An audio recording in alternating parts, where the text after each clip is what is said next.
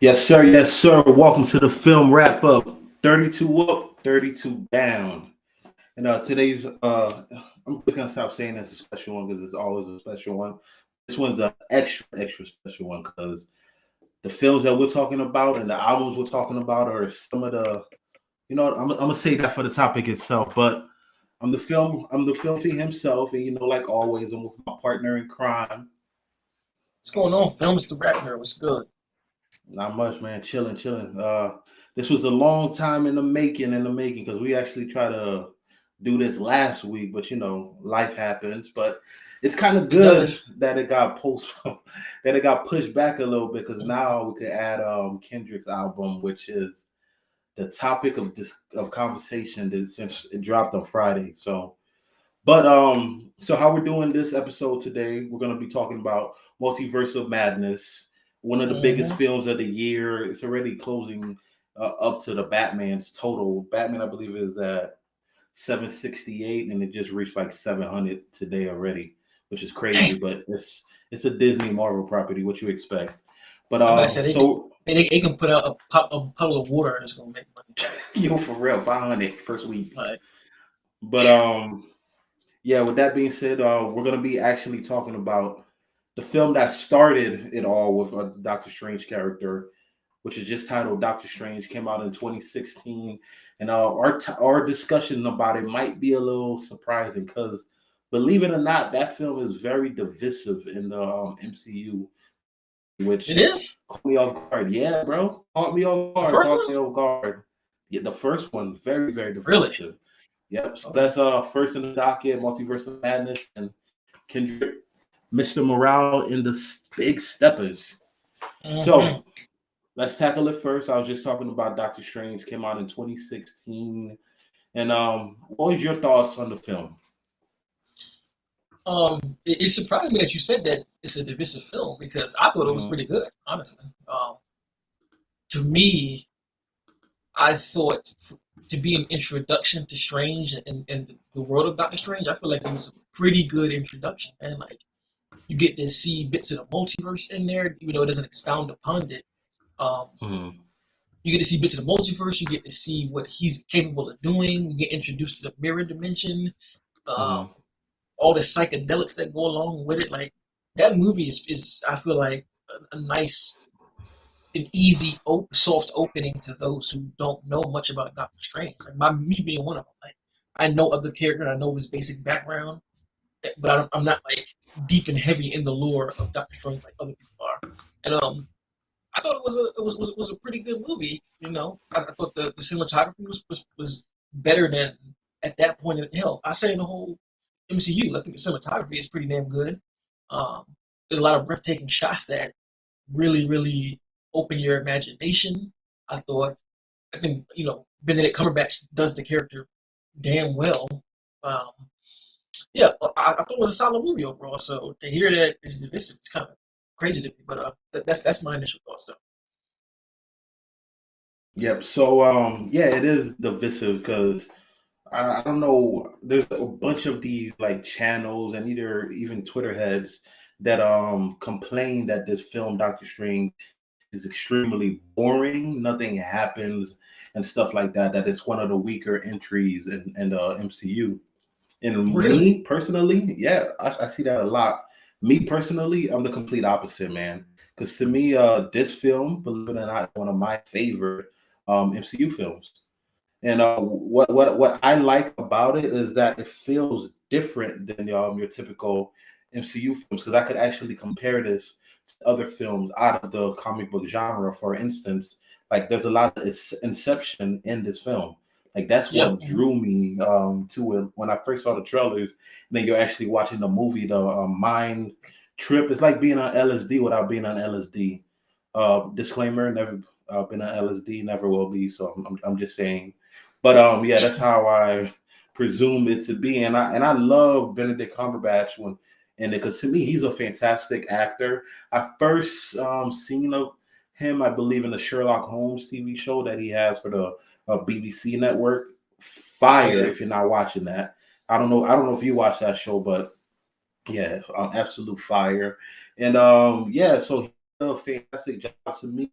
he's one of the staples of the MCU. When you go down the line, you have your Robert Downey Jr.'s, Chris Evans, et cetera, et cetera. Well, not anymore, but Benedict, he did his thing, bro, and I loved. This film is a lot more serious than majority of other MCU films. Maybe that's why people think it's boring. I'm pretty sure There's it jokes. seems like that's the common thing that like a lot Mhm. of the diehard MCU stands. It seems like all of the serious stuff they don't really like care for. Like except Exactly. like Winter Soldier. Winter Soldier is like the one that's like ahead of the pack, but it seems like that's kind of the only movie that gets that pass of like really being serious. Yeah, Winter Soldier is undeniable as how great of a film it is. So if you hating on that, you're just a hater. But anyways, yeah, as far as Doctor Strange, like it has his weak points. I'm not gonna lie. The main villain, played by Matt Mickelson, my guy, he wasn't terrible, but he just became extremely redundant. It reminded me of those useless villains that didn't really do much for the plot. But Like a Power Ranger villain. yeah, yo, exactly, a Power Ranger villain. But but the funny thing about it, he's one of the better villains of the first phases of the MCU, because phase one and phase two of the MCU, the villains are not that well, in my opinion, because in those times of the MCU, they really propelled their heroes. They put them on this high pedestal just so they Mhm. could trump the villain and stuff like that. And this film was a product of that. But overall, man, I like I said, I loved this film. I think it's top tier MCU in my opinion, man. The visuals were beautiful. Benedict Cumberbatch did his thing. The relationship between him and the Rachel McAdams character, because I'm not the biggest fan on romance and comic book genre, because it's typically not done right unless you're talking about like the OGs, like the Amazing Spider-Mans, Tony and Pepper and stuff like that.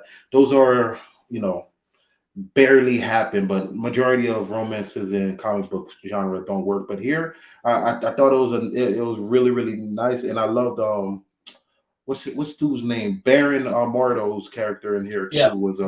was a nice wrinkle. He had a more interesting villain arc to me than the main villain itself, and yeah. The one thing I do find divisive, though, I'm not gonna lie, is the Marmu. I forgot his name is at the end when he's reversing time and Oh, stuff like that. Dormammu. Yeah. I don't. Like when I first saw him, like I thought it was a corny aspect, like just doing it over and over again. And I still, and after watching it again recently, because I watched it a couple weeks ago for the first time in like 6 years when I saw it in theaters, and I still feel the same way with that aspect of it. But overall, man, this film held up to me, and yeah, enjoyed it. That's how I felt about Okay. So it. you pretty much just knocked it out the park with everything that I could see. Because as you was talking, I was thinking like, okay, I was very surface level. Let me think of some other stuff to add on, but you Mhm. pretty much hit everything. Like I said, the villain is forgettable, like a Power Ranger villain, and that really is my biggest issue with it. It's just the villain doesn't he wasn't stunning at all. Just there to be Wasn't. there. But Hmm. the only thing to talk about the Dormammu part, it didn't bother me. I guess it didn't bother me as much as it seems like it bothered you. Well, I also didn't particularly I like. wouldn't say. I'm sorry. I wouldn't say it bothered me. I just thought, if that's how we're gonna end, like Oh the yeah, movie itself is like, I guess. But yeah. but I guess for me, seeing Dormammu was cool because at the time, this is the first time they really went cosmic with Uh, it, did and this come out before or Guardians of the Galaxy came out? it was after Guardians of the Galaxy. It is okay. I guess I didn't mean to say cosmic. I guess I meant to say in the realm of magic, like Got you. That seeing is yeah. seeing Dormammu be like an entity of the universe, just big ass face talking, was like, okay, okay. Right. I can see them going the route of having like, Eternals or Galactus come. Like just seeing that big ass entity put Especially me in the mindset Galactus. of, yeah. So seeing that was like, okay, they could actually make these larger than life characters work on screen. So that was the only aspect that I liked about him for real. But other than that though, I agree with you. I think it's a solid film. It's in my top ranking of the MCU. I don't know where it falls exactly, but it's The definitely same. within mine. my favorites. The same. And honestly, this is all gonna kind of lead into Multiverse of Madness because I saw a lot of people were surprised that in Multiverse of Madness, Doctor Strange was doing hand to hand combat with Baron and stuff like that, right?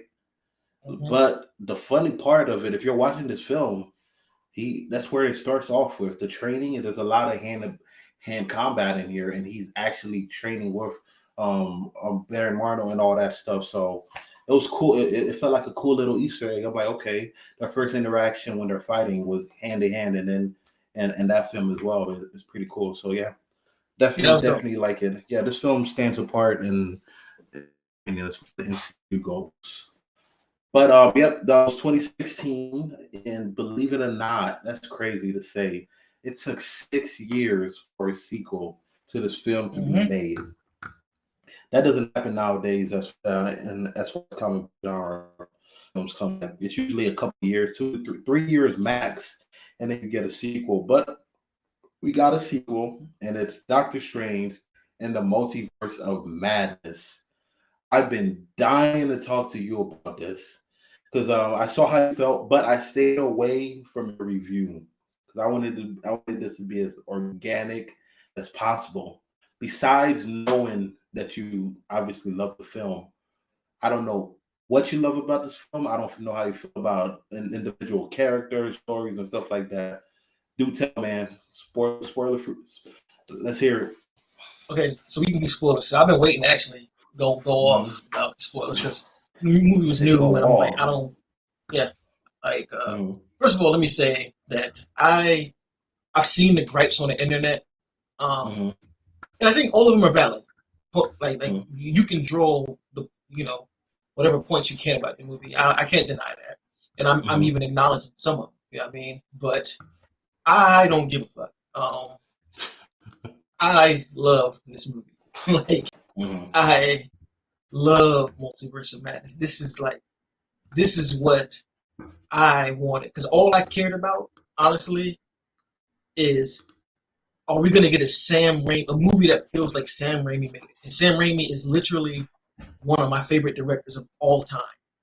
Right. So I went into this movie just looking at that. I don't give a shit about plot lines. I'm gonna be honest. I'm being biased right now.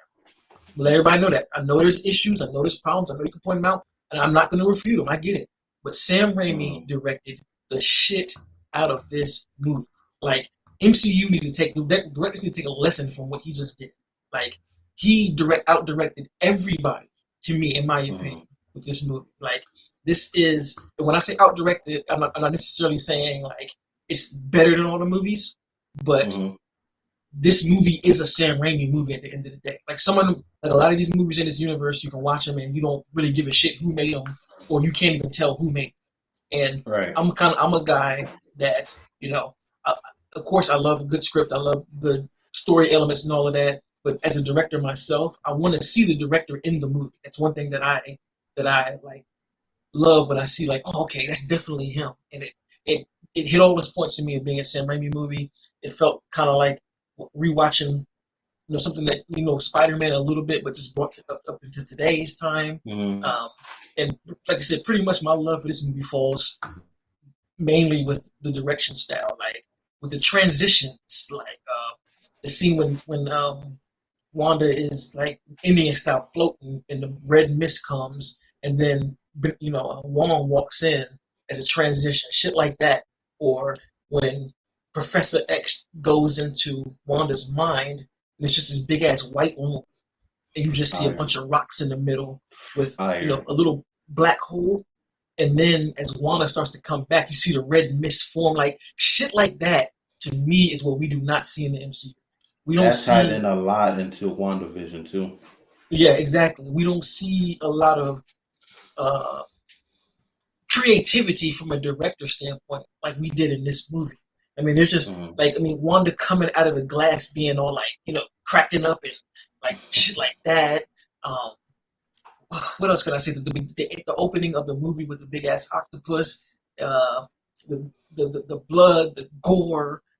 Like, the shit was just nuts to me. Like for me, the madness was in the direction. Like it just of course, you could tell that I feel like Raimi had to stick to some type of MCU-isms. Like I know for a fact that he had to stick to something, but he did enough to where I could be like, that's a Raimi movie. That's his movie. Like he even has Easter eggs. Like in Raimi's movies, he has the Oldsmobile in all of his movies. The Oldsmobile was there. You know what I'm saying? Shit. Another thing, like Doctor Strange fighting himself using the music notes.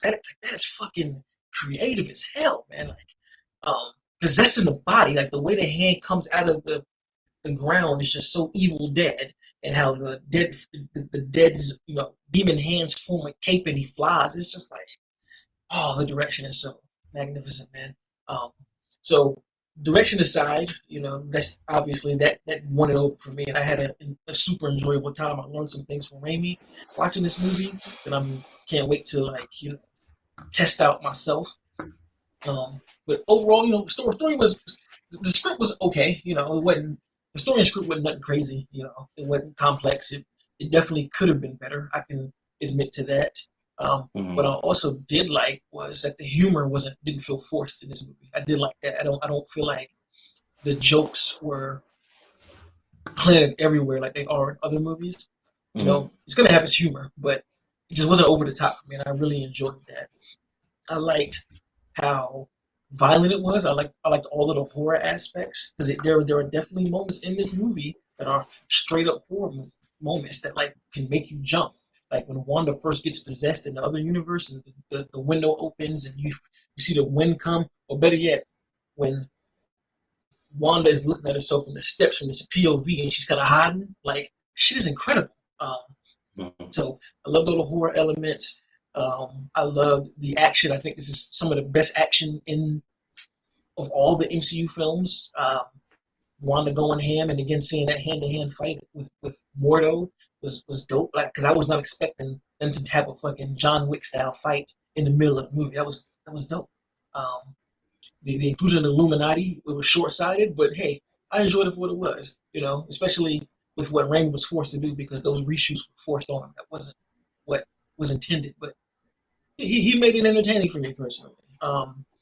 What else? I'm blowing through a lot, I know, but I haven't really said much about this to anybody. So right.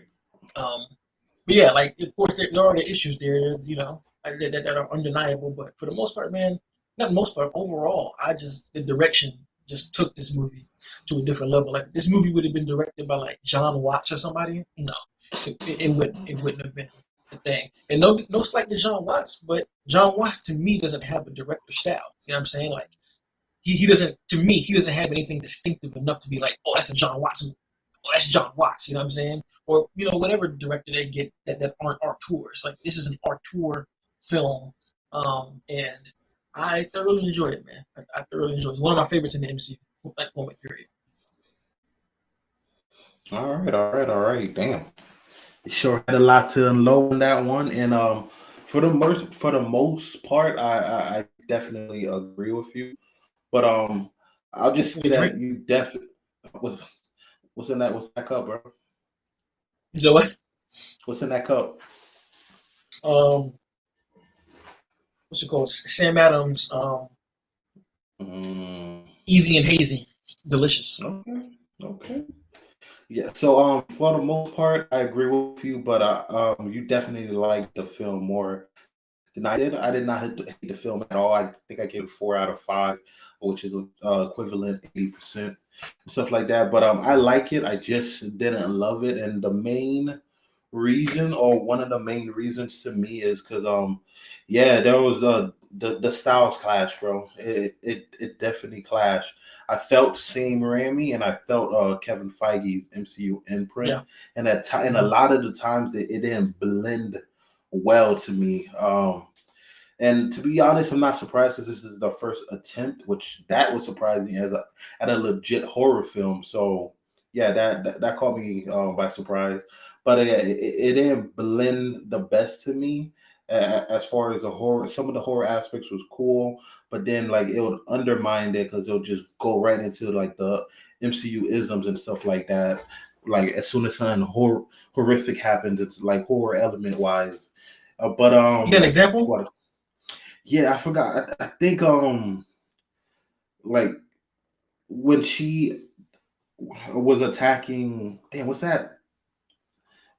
I forgot the name The too. I know what you're yeah, talking about though. The little damn, dojo, yeah, yeah. I forgot the name of it when she was attacking it and she was like chasing. Comatage or something like that. Yeah, some weird thing. She was chasing them, and it felt like extremely horror element and all that. Like she's walking funny, and it felt like a horror film. Like 'cause in horror, when you're being attacked, you're screaming, you're running for your lives. You don't typically see that in comic book movies and stuff like Hmm. that. And then like right instance, I think it stopped and it went to a joke or something like that. I'm like that was abrupt. And like it felt extremely abrupt. Like right after I can't remember exactly what happened.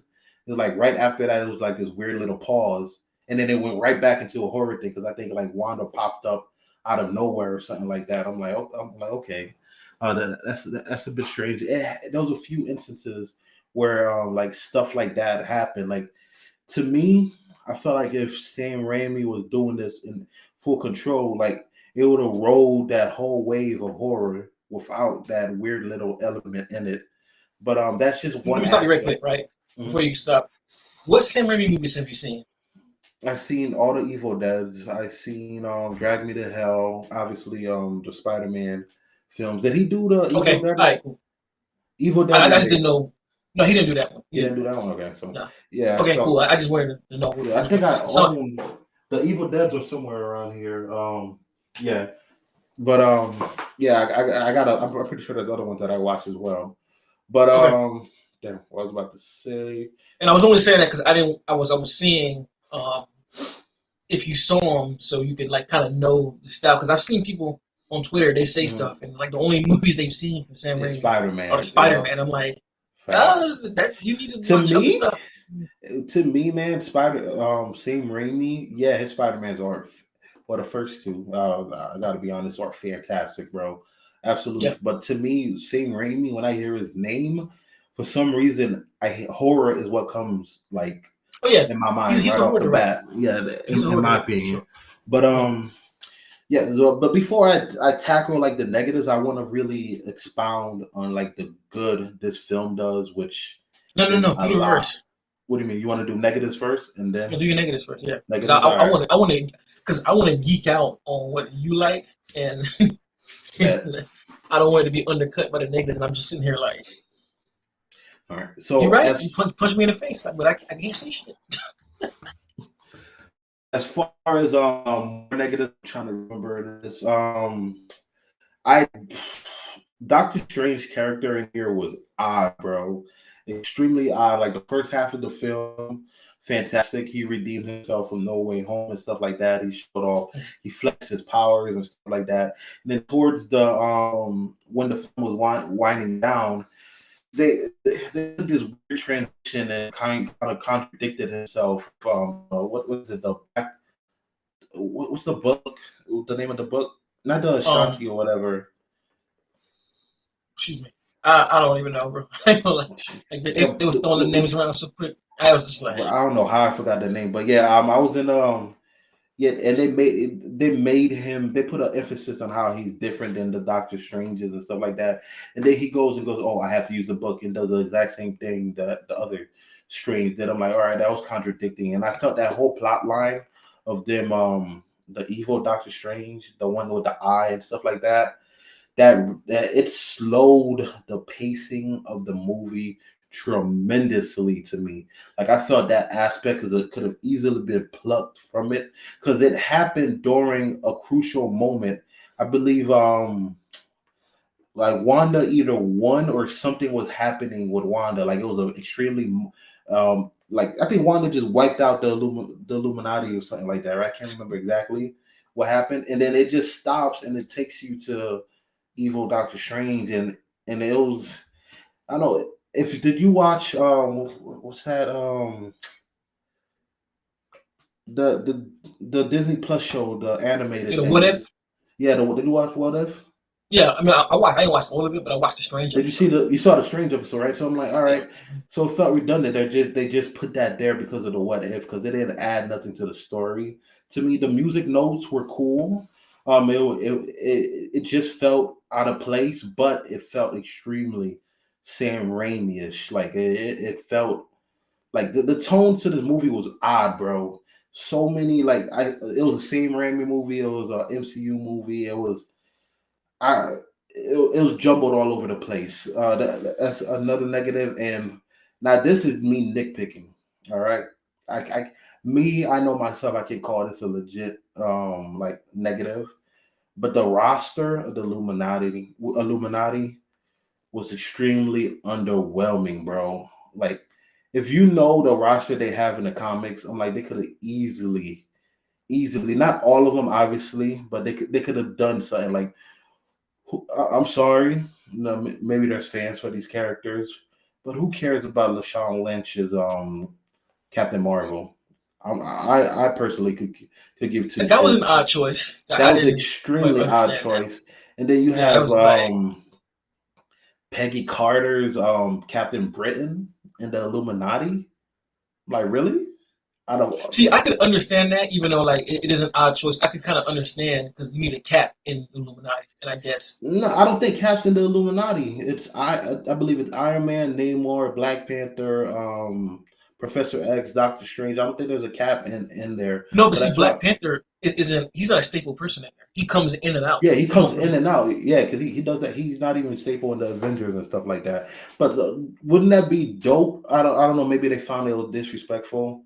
That because they could have easily put a different Black Panther there. It could have been Michael B. Jordan's or something like that. But I do See, I think that's probably why understand. they did it. They probably did Yeah, it because of that. Because they didn't want to piss yeah, nobody off. that I understand. I give him a pass. Like I give him a pass. But Namor, he's rumored to be in Black Panther. Why don't you tease him in here? I just, I don't know. Me seeing the cat because they did such a huge thing of like blocking out who the Illuminati is. You see Professor X, which was, let me say that for the good, because goddamn. And Baron Mordo, bro. Who the hell gives a damn about Baron Mordo? I'm sorry, bro. Yeah, He was that decision too. I was just like, why the fuck do they have him in here? Like, I didn't quite understand that one either. I yeah, was like like that baffled by that. roster was whack, bro. The Doctor Strange in that universe, he's already gone. And then you're left with Professor X, and then you know what? Let me not geek out because goddamn, bro, I was cheesing ear to ear, bro. When Yeah, that say that for reveal the happened, positive. Say yeah, that for the I'm positive. gonna say that. But yeah, that roster was yeah was extremely underwhelmed. I cared for like two out of the five. Damn, yo, talking about this now, a lot of positives I want to talk. It's just ramming through my head right now that I was getting ready to give up. But yeah, as far like I said, I gave it a 4 out of 5. That's obviously not a bad film. So as far as the negatives for it, the pacing was hindered at times. Doctor Strange weird character choices. Not pacing, the MCU isms, the battling styles and stuff like that. And lastly, bro, the ending for this film was odd, bro. That You said the ending. the ending when he just walks out of the New York and and then all of a sudden he screams in the middle and then the eye pops up and then it cuts and then the end See, credit scene, which is like see, weird. Uh huh. like, and this is the part of it where when I said in my review that like I can tell Sam was held back and it wasn't fully his wasn't fully his vision Hmm. because I really hate that Marvel has become. Let me say hate's a strong word. Let me not say that. I really dislike sometimes that Marvel has created these products and this content to just be another chapter instead of like just Hmm. closing the shit. Like if we never get another movie again, just close it out. I They always agree. gotta end it with like I said, the moment when he's just yelling at him. And now all Weird, you can think dog. about is like what happens next, instead of like thinking about what you just saw. No, Like, but they undid that, which is what is even weird with the end credit. Like the end credit is supposed to follow that, right? It's him walking out the building again, like nothing. I'm like, wait, what happened to the scene that he was just in the middle of the street yelling? Like, did that but not yeah, happen? Like that's but that goes with it though. Like that goes with it. Like you can't they can't book in shit. It's always like here's another thing from the next one. Like you can't watch this movie solely by itself you can't watch it by yourself because the way they set up the credit scenes is like now I gotta see what happens next because I don't know what the fuck is going on, and that can Not be me. detrimental to the movie sometimes. I'm not gonna lie, bro. That end credit scenes did absolutely nothing for me. These are one of the weakest end credit scenes. Like seeing Charlize as you know that's supposed to be his boot thing from the comics and stuff like that. I saw that. I'm I didn't know like, who the hell she was. yeah. At first, I didn't know either. I had to go. I had to. Like, I'm not gonna okay, front like I knew. I had to look it up. And supposedly that's his boot thing, and I'm like, so what? I'm like, how many people know the lore of Doctor Strange? Like, why would you just not many. put that open ended like that? Like, and then the eye, like, the third eye thing. It's just like, what are they doing with this Doctor Strange character, bro? Like the things. I'm about to go on an MCU rant. The Go, no, things I go, cause love. no, go ahead, cause I feel like I'd be the only person doing this shit, and then people look at me like, "Oh, you hate the MCU? You hate?" And I'm like, "No, I'm being Not, legitimate." Like, this is not a hate on the MCU. It's just it's I find it dumbfounding how they handle some of these characters when there's this lore that you could easily pluck from and it will work with whatever they have established. Like the Doctor Strange character is so powerful, and I felt like they did just scratch the surface of it. Like you're introduced to him in 2016 thing, and he's learning his way around, and then boom, Infinity War, he's just Supreme Sorcerer and stuff like that. I'm like, damn, where's the in between? Like, and then within that film, he gets wiped away into Endgame, and like, and then he's introduced in Endgame towards the end, and now he's in No Way Home, and you just pluck him out that film because he got trapped in his own dimension because I ain't gonna lie, man. Peter Parker knows Okay. whatever. Like That right huh? there is one downer for No Way Home when I watch it again and how it kind of went down because they just make Doctor Strange a fucking idiot in that movie. Yes. Like, I like like that first 30 minutes of Doctor Strange being stupid is so difficult for me to watch because I'm just like, bro, he wouldn't do this, man. It's He out of his wouldn't be. character. He's not this careless. Like, because I get where they got it from. Because in the comic, I forgot what story the name of the story, but Peter Parker goes to Strange to make people forget who he is because it's either Aunt May or I think it's Mary Jane. One of them dies because of his identity. So he's like, can we wipe it away? And to me, while still not smart, it makes more sense for Doctor Strange to be like, okay, I'll help you out, than for him to be like, okay, I'll wipe your name so you can get to college. Like, what the fuck? Like, come on. Like, but what's even makes it more weird about that? Because don't get me wrong, I'm a fan of No Way Home. I've only seen it once because I'm not gonna count my second time because I didn't get to finish it because life happens. They like the Aunt May thing happens in there, so they could have used that storyline. Like, so it's that's what I'm saying. I don't understand where they're going with these characters. And what's up, Henry? Henry says, what's up? That he did not like it because I was expecting cameos, and the reason I'm reading that aspect for because I felt like we were lied to. Well, maybe me. I took the title literally. Doctor Strange in the Multiverse of Madness. Where was the multiverse? And not enough madness to me. Like we went to one Earth really, and then we played like in like a minute or two of dimensions when they're flying or when they're going through dimensions and stuff like that. I'm like, you made this big thing about how this is the multiverse, and we're not really in multiverses, and like did you hear what Kevin Feige said about that? No, I didn't. What thing? He said that the marketing campaign wasn't that wasn't from his approval. What do you mean?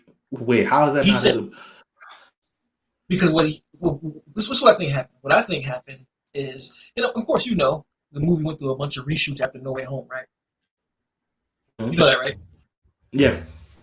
And pretty much Sam Raimi had a completed movie in 45 minutes and it got cut and they reshot shit. So that's number one. But Feige, when he was on with the red carpet, he told an interviewer that he felt like they showed way too much and said way too much in the trailers, and it could be a misleading. Which is, I agree with that. Like to this day, I still don't know why they have a trailer that says, "Strange, you're now time to meet the Illuminati." Like I don't know why that was a trailer. That should not have been in At a trailer all. in At general. all. Like I still don't know why they did that. I mean, and they just teased. I feel like it was mismarketed, honestly. Like, Mm-hmm. and and then another thing, the movie was supposed to come out before No Way Home too. Yeah, And I think I heard that. yeah, so it was shot differently. And I think what happened was Disney saw the success of what No Way Home did, and they pulled a WB and wanted to recreate that. And that's where we got Mm-hmm. all this, got this Illuminati and all this shit from. But I just wanted to bring up what Kevin Feige said because he even said it himself, like they shouldn't have marketed this movie this way because now people are expecting a shit ton of Mm-hmm. cameos when it's not that. So Okay. the See, mouse, I agree. I agree. The marketing, I would lie to. They put a big emphasis on the Illuminati when you first seen Professor X and stuff like that. And the title itself is so misleading. I took it literally. I'm like, you went to trouble of putting in big bold letters in the multiverse of madness, and those little multiverse madness as far as a few characters, but madness. I expect insanity within the multiverse itself. So those, I guess that's for me because I know expectation and reality, like it's a dangerous thing. You can't be putting your own expectations on a movie. I definitely believe that because I was expecting these amazing cameos from this universe. From that. I'm like, you have Fox now. You could dabble in all these different universes, especially what they did with No Way Home and stuff like that. But once again, that's a neat thing. And yeah, I'll it's leave that understandable at though. that. It's understandable. I Yeah. mean, you were sold something that wasn't what it was. Because personally, I ain't gonna lie. I think I honestly didn't watch much of shit for this movie. Like, I watched like the first trailer, and I Mm-hmm. didn't watch nothing else. The only reason I knew about the Illuminati thing is because somebody posted a clip on Twitter, in caps like the Illuminati, and then I clicked it. Like, they didn't spoil this, did they? And then come to find out, I just heard the clip. But I only watched that Mm-hmm. first trailer. I didn't watch any no TV spots and none of that. So I didn't watch none of that. So maybe it was because I benefited from that too. But anyway, but regardless, they oversold it. On that period. Yeah. So yeah, that's more of a. I just felt like, that was such a huge missed opportunity with this film, man. Like they're just afraid to go the extra notch. Like, let me stop. Let me stop, man. But yeah, that's pretty much the negatives that I had. Let's see who else. Henry again says I was so confused. The second post credits, everyone laughed. Let me see what it says. Everyone laughed in the theater. I ran off ASAP. The first one is probably the weakest ever. Yeah, like I said, post credits are not. They did absolutely nothing to me. And he also says, no disrespect. I don't care for the story. I wanted cameos. I don't care at all. It's Disney, Marvel's problem, not my problem. I was expecting cameos, not Wanda going to places. The cameos and stuff like that. I wouldn't. I don't necessarily go into movies like cameos. Don't make a movie for me. We talked about this numerous times. I'm more of a story guy, but certain franchises, I'll say I judge films different, and especially with the titles and stuff like that, I was expecting a lot more than what we got. But that's pretty much all the negatives that I had to say. I'm ready to geek out, bro. Turn off my brain and geek out on what I Yo, yo, witnessed. yo. Yeah, you kind of Mhm. going in and out a little bit, yo. Am I, Yeah, like you talking, it's like kind of glitching. bro? What is going on? Let's see. Let's see. Let's see. Let's see. It was happening suddenly earlier, but when you was just talking that whole time, it was just like sounding like Transformers or something. Is it still the same? Uh, talk again. My check, and it's going down. It is my service, I believe. Can you hear me? Yeah, I hear you. All right, it's not doing it anymore. Slightly, not like it was. Of course, perfect day, perfect day. Gotta love it. It says the moon. What is it? My wife put me on to something. What's the retrograde? So they said technology is going to act kind of strange around this time. And they just want more money from us, the company, bro. They probably any way to get some money. All right, so let's tackle the good, man. Good, the good. Let's hear it. Let's hear No, it. I want to hear you're good because I already expressed it. Like um, I love it. Just from a director standpoint. So I want to hear what you love. And I can interject and add in. Oh, what I loved was simple. This character made the film, and it's not the title character. It was Wanda, bro. Absolutely Oh, fantastic. One of my favorite performances from any MCU character, actor, period, bro. She was amazing, menacing. And I'm surprised they. Actually, I'm not surprised because I was talking to Agent about this a little while back when what is it? WandaVision was on air and everybody knew that she was gonna be in the Doctor Strange film. I'm like, okay, I think like they're setting her up to be the big bad for the Doctor Strange film, and sure enough, but I thought it would be an instance that got her there. I didn't think she would be the big bad right from the jump. no, me neither. Like Me that neither. caught me off guard. Doctor Strange, like goes to seek her for help and stuff like that because of America Chavez and stuff like that. And then the corny, come on, bro, she's smarter than that than to drop the name of, oh, America will be safe here. I'm like, I rolled my eyes as soon as they did that. I'm like, really? That's what we doing? But that's a little nitpick. But like from the when you first introduced to her, like she being the villain, phenomenal, bro. How she wiped out the Illuminati. I gotta give the MCU their credit because that was brutal. Yes, they didn't show everything, but what was applied was more than enough, bro. Yo, Peggy Carter getting sliced in half. Oh my lord. What you gonna call it? Black Bolt. Before I get to his demise, I gotta give them a clap. They did Black Bolt's character somewhat justice. Did you see the Inhumans TV show? Hell no. I Oh, didn't bother. okay, because yeah, that's also the same character from the Inhumans, the same actor from the Inhumans TV show that's playing the Black Bolt again. And but this time they gave him a comic accurate costume, comic accurate everything, bro. He looked magnificent. I don't talk about this enough. I don't talk about this at all. Black Bolt is actually one of my favorite MCU characters, bro. He is so dope. And in the comics, he has a similar end, but it's from a different antagonist. I'll say, but I highly doubt Marvel will ever do that. But seeing him in here, bro, had me geeking. That reveal, that's one of the few reveals from the Illuminati that had me losing my shit, dog. I was Oh yeah. hyped. I was extremely hyped. But yeah, and him meeting his demise to Wanda. What Dude, mouth? oh my god, bro. Oh my god. But I don't. It was a little weird though. Like the dude is trained. He knows not to speak and stuff like that. And then he yells because his. I'm like, come on, bring the. Come on now.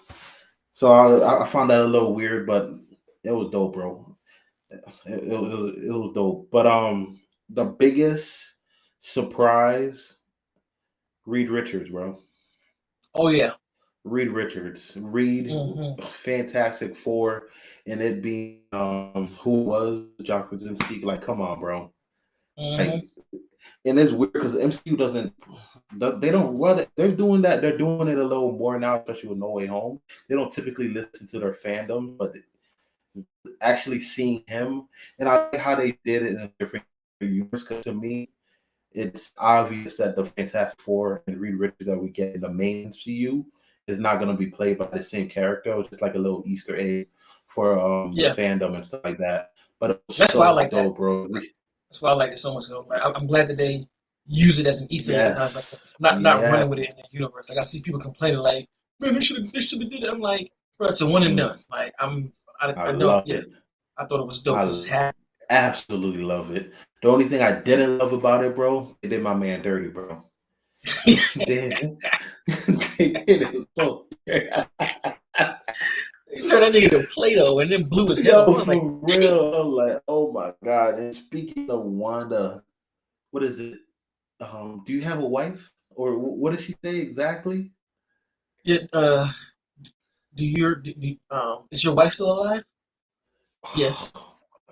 Well, at least to have somebody to raise them. I was like, Ooh, Lord, bro. And then she proceeds to go ham, bro. Oh cold, man. Yeah, I saw a lot of cold, people were upset. They're like, "Oh, the Illuminati was just used to just show off." I guess Wanda's, going ham. I'm like, so what? Like, I love it. Like comic book movies do that all the time. They just usually use with the henchmen and stuff like that. Look at BVS. it, Batman it, took out a whole warehouse. Like, nameless people. You know what I'm saying? And it's just like exactly. I feel like because I give them kudos for what they did because I mean, like you said, the fact that it was so violent, it was the implication of extreme violence was there because they easily could have just made Wanda like move her hand and turn everybody to dust or something like that. They easily could have went that route of Mm. making it simple, but they actually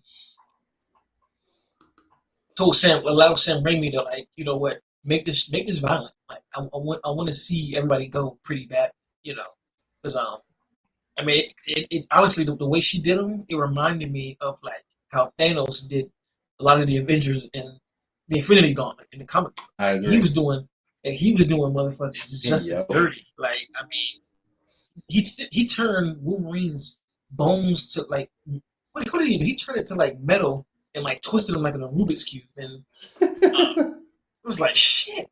Um, she tore Tony Stark's. Did he tear his head off in the comic book? I think so. What was that? Thor. No, I think that was one of them. It was either Thor You or see, Iron Man. he tore somebody's head off and then he froze another person and then blew him into pieces. I forgot who He he did that to. froze. He froze Thor, I believe, and Certainly took out glass, right? yeah. He turned into glass. He banished Hulk into another dimension or universe or whatever.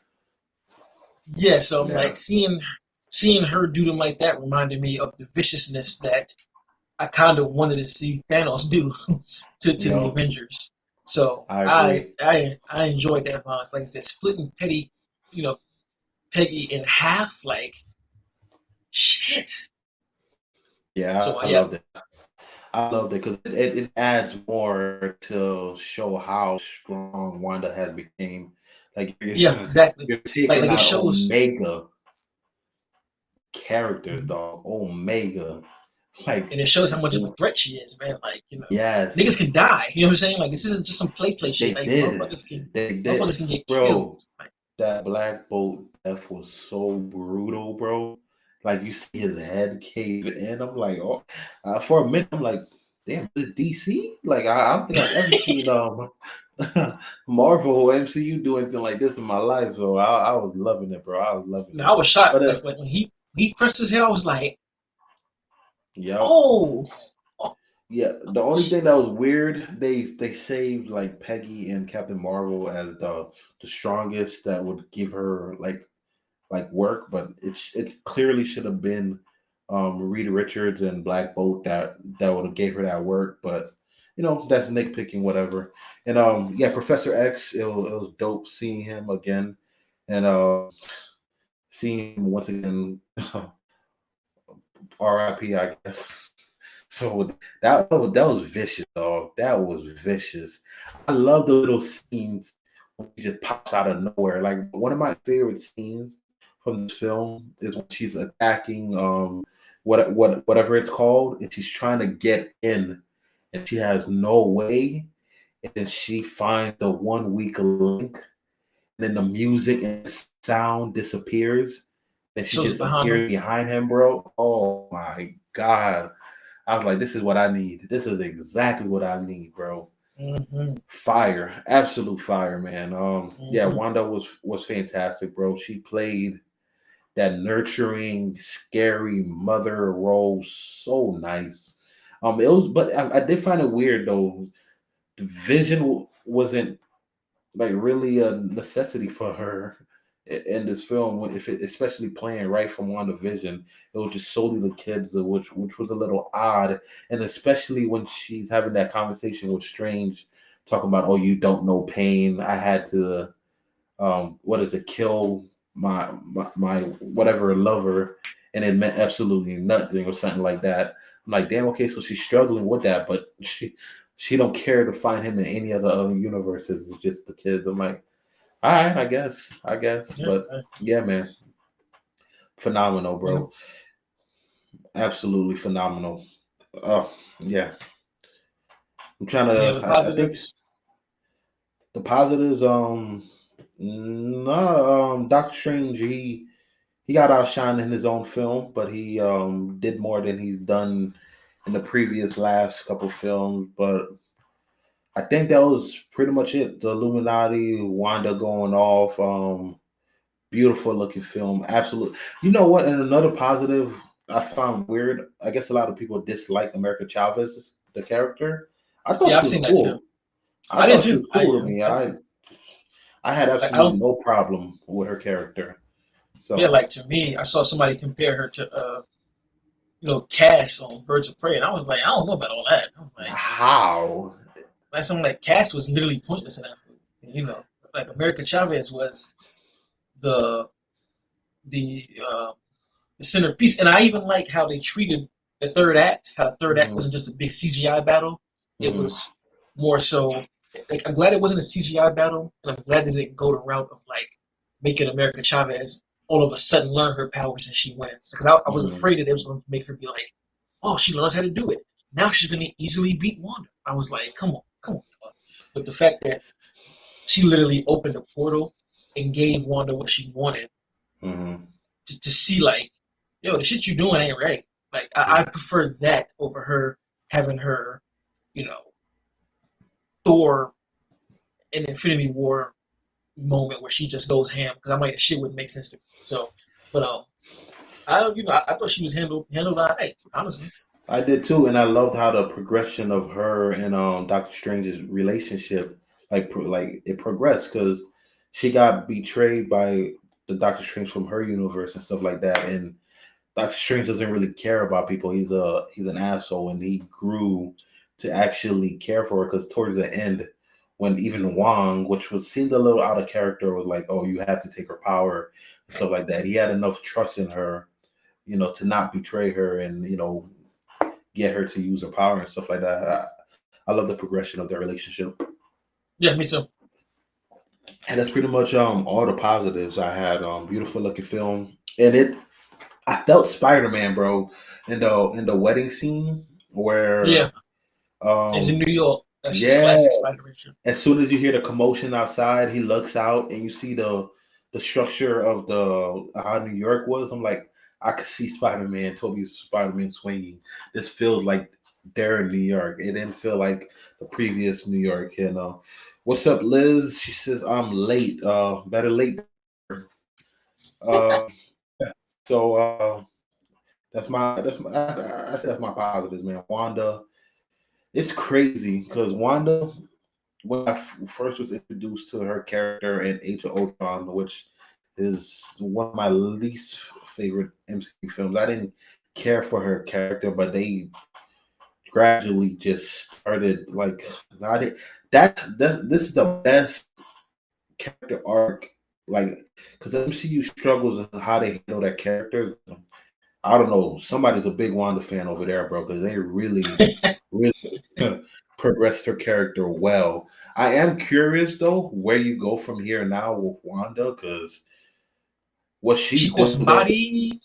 bro, there's no coming back.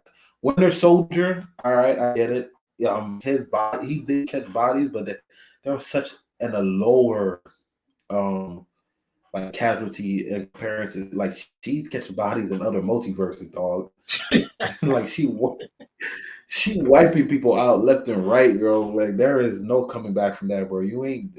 She better not show up in the next in another Avengers movie like like nothing happened and stuff like that. So hey, Yeah, I'm interested to see where they go from here. Because, like I said, there's no coming back. Like, Winter Soldier is just an assassin who killed, some hmm people. But I mean, she broke necks, exploded brains, sliced people in two, like literally burned people to death. So I'm just like, how do you come back? yeah, that's true. She, God dang, you went in another universe, took over somebody's mother, and had her wipe out the strongest foes. And that's crazy, bro. That's crazy. But yeah, that's no coming back from that, bro. But yeah, do you have anything more to say about this film? No. I guess last thing we can do is which one do you have over? I guess which one do you prefer?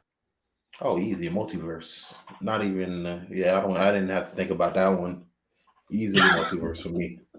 Yeah, don't get me wrong though. Like I said, I do like Doctor Strange. It's just multiverse added just enough, spectacle in there for me, guys. It had some of the most epic moments in the MCU I've seen to date. It just I didn't agree. sustain it all the way through for me, but like I could pick out moments from this film and be like, yo. And Doctor Strange, it flowed better and all that stuff, but it didn't epic wise, it's not a very epic movie at all, in my opinion, the original Doctor Strange. This it deserves the word epic in my opinion. So No, I definitely. agree.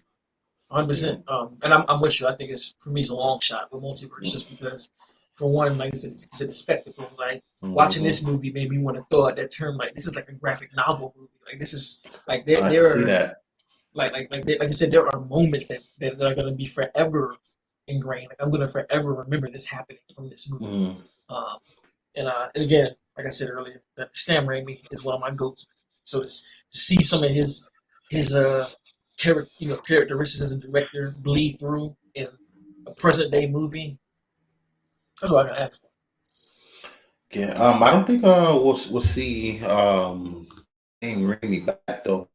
In my He's not opinion, I think this is a one and done. And damn, I was just about to. Oh yeah. back So to formulaic.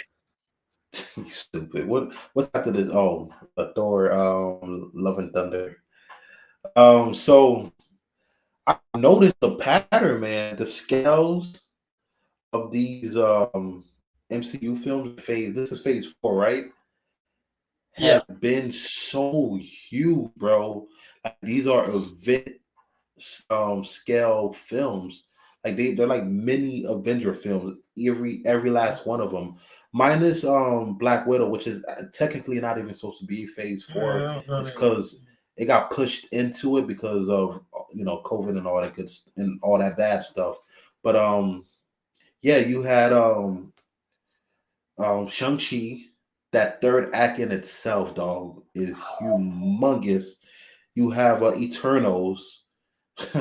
You're pretty much dealing with a bunch of galactics in that film with celestials and stuff like that, bro. It's that scope and the ooh, that movie got me excited, ramification, man.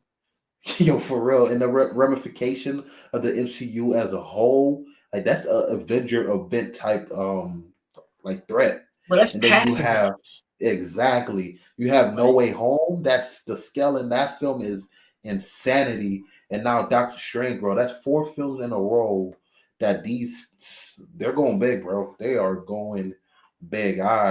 Whew. So I'm curious. They got 2 more films coming out this year, and I'm curious to see.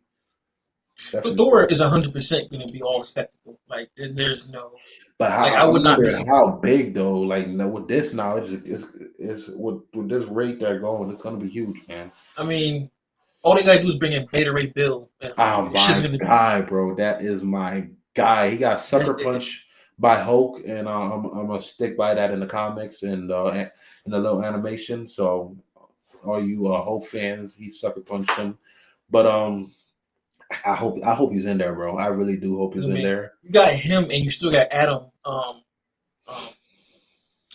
Adam Warlock laying around somewhere. I don't know where he is, but I mean He's probably he's gonna in there. be in Guardians 3. I would think he'll I be in. mean he is going to be in there, but I mean, what better way to introduce him? You know, I wouldn't be you never surprised, know. especially with the Guardians in here and stuff like that. Yeah, And so Wakanda Forever is coming out, which I don't know what to make of that film. So, yeah, I'm curious, bro. I'm curious.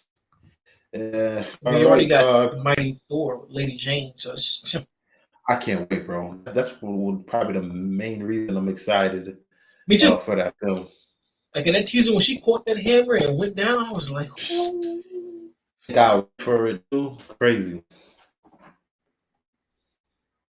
All right. So yeah, that's pretty much it as far as Multiverse of Madness. I think we touch every element as far as that goes. Now Yeah.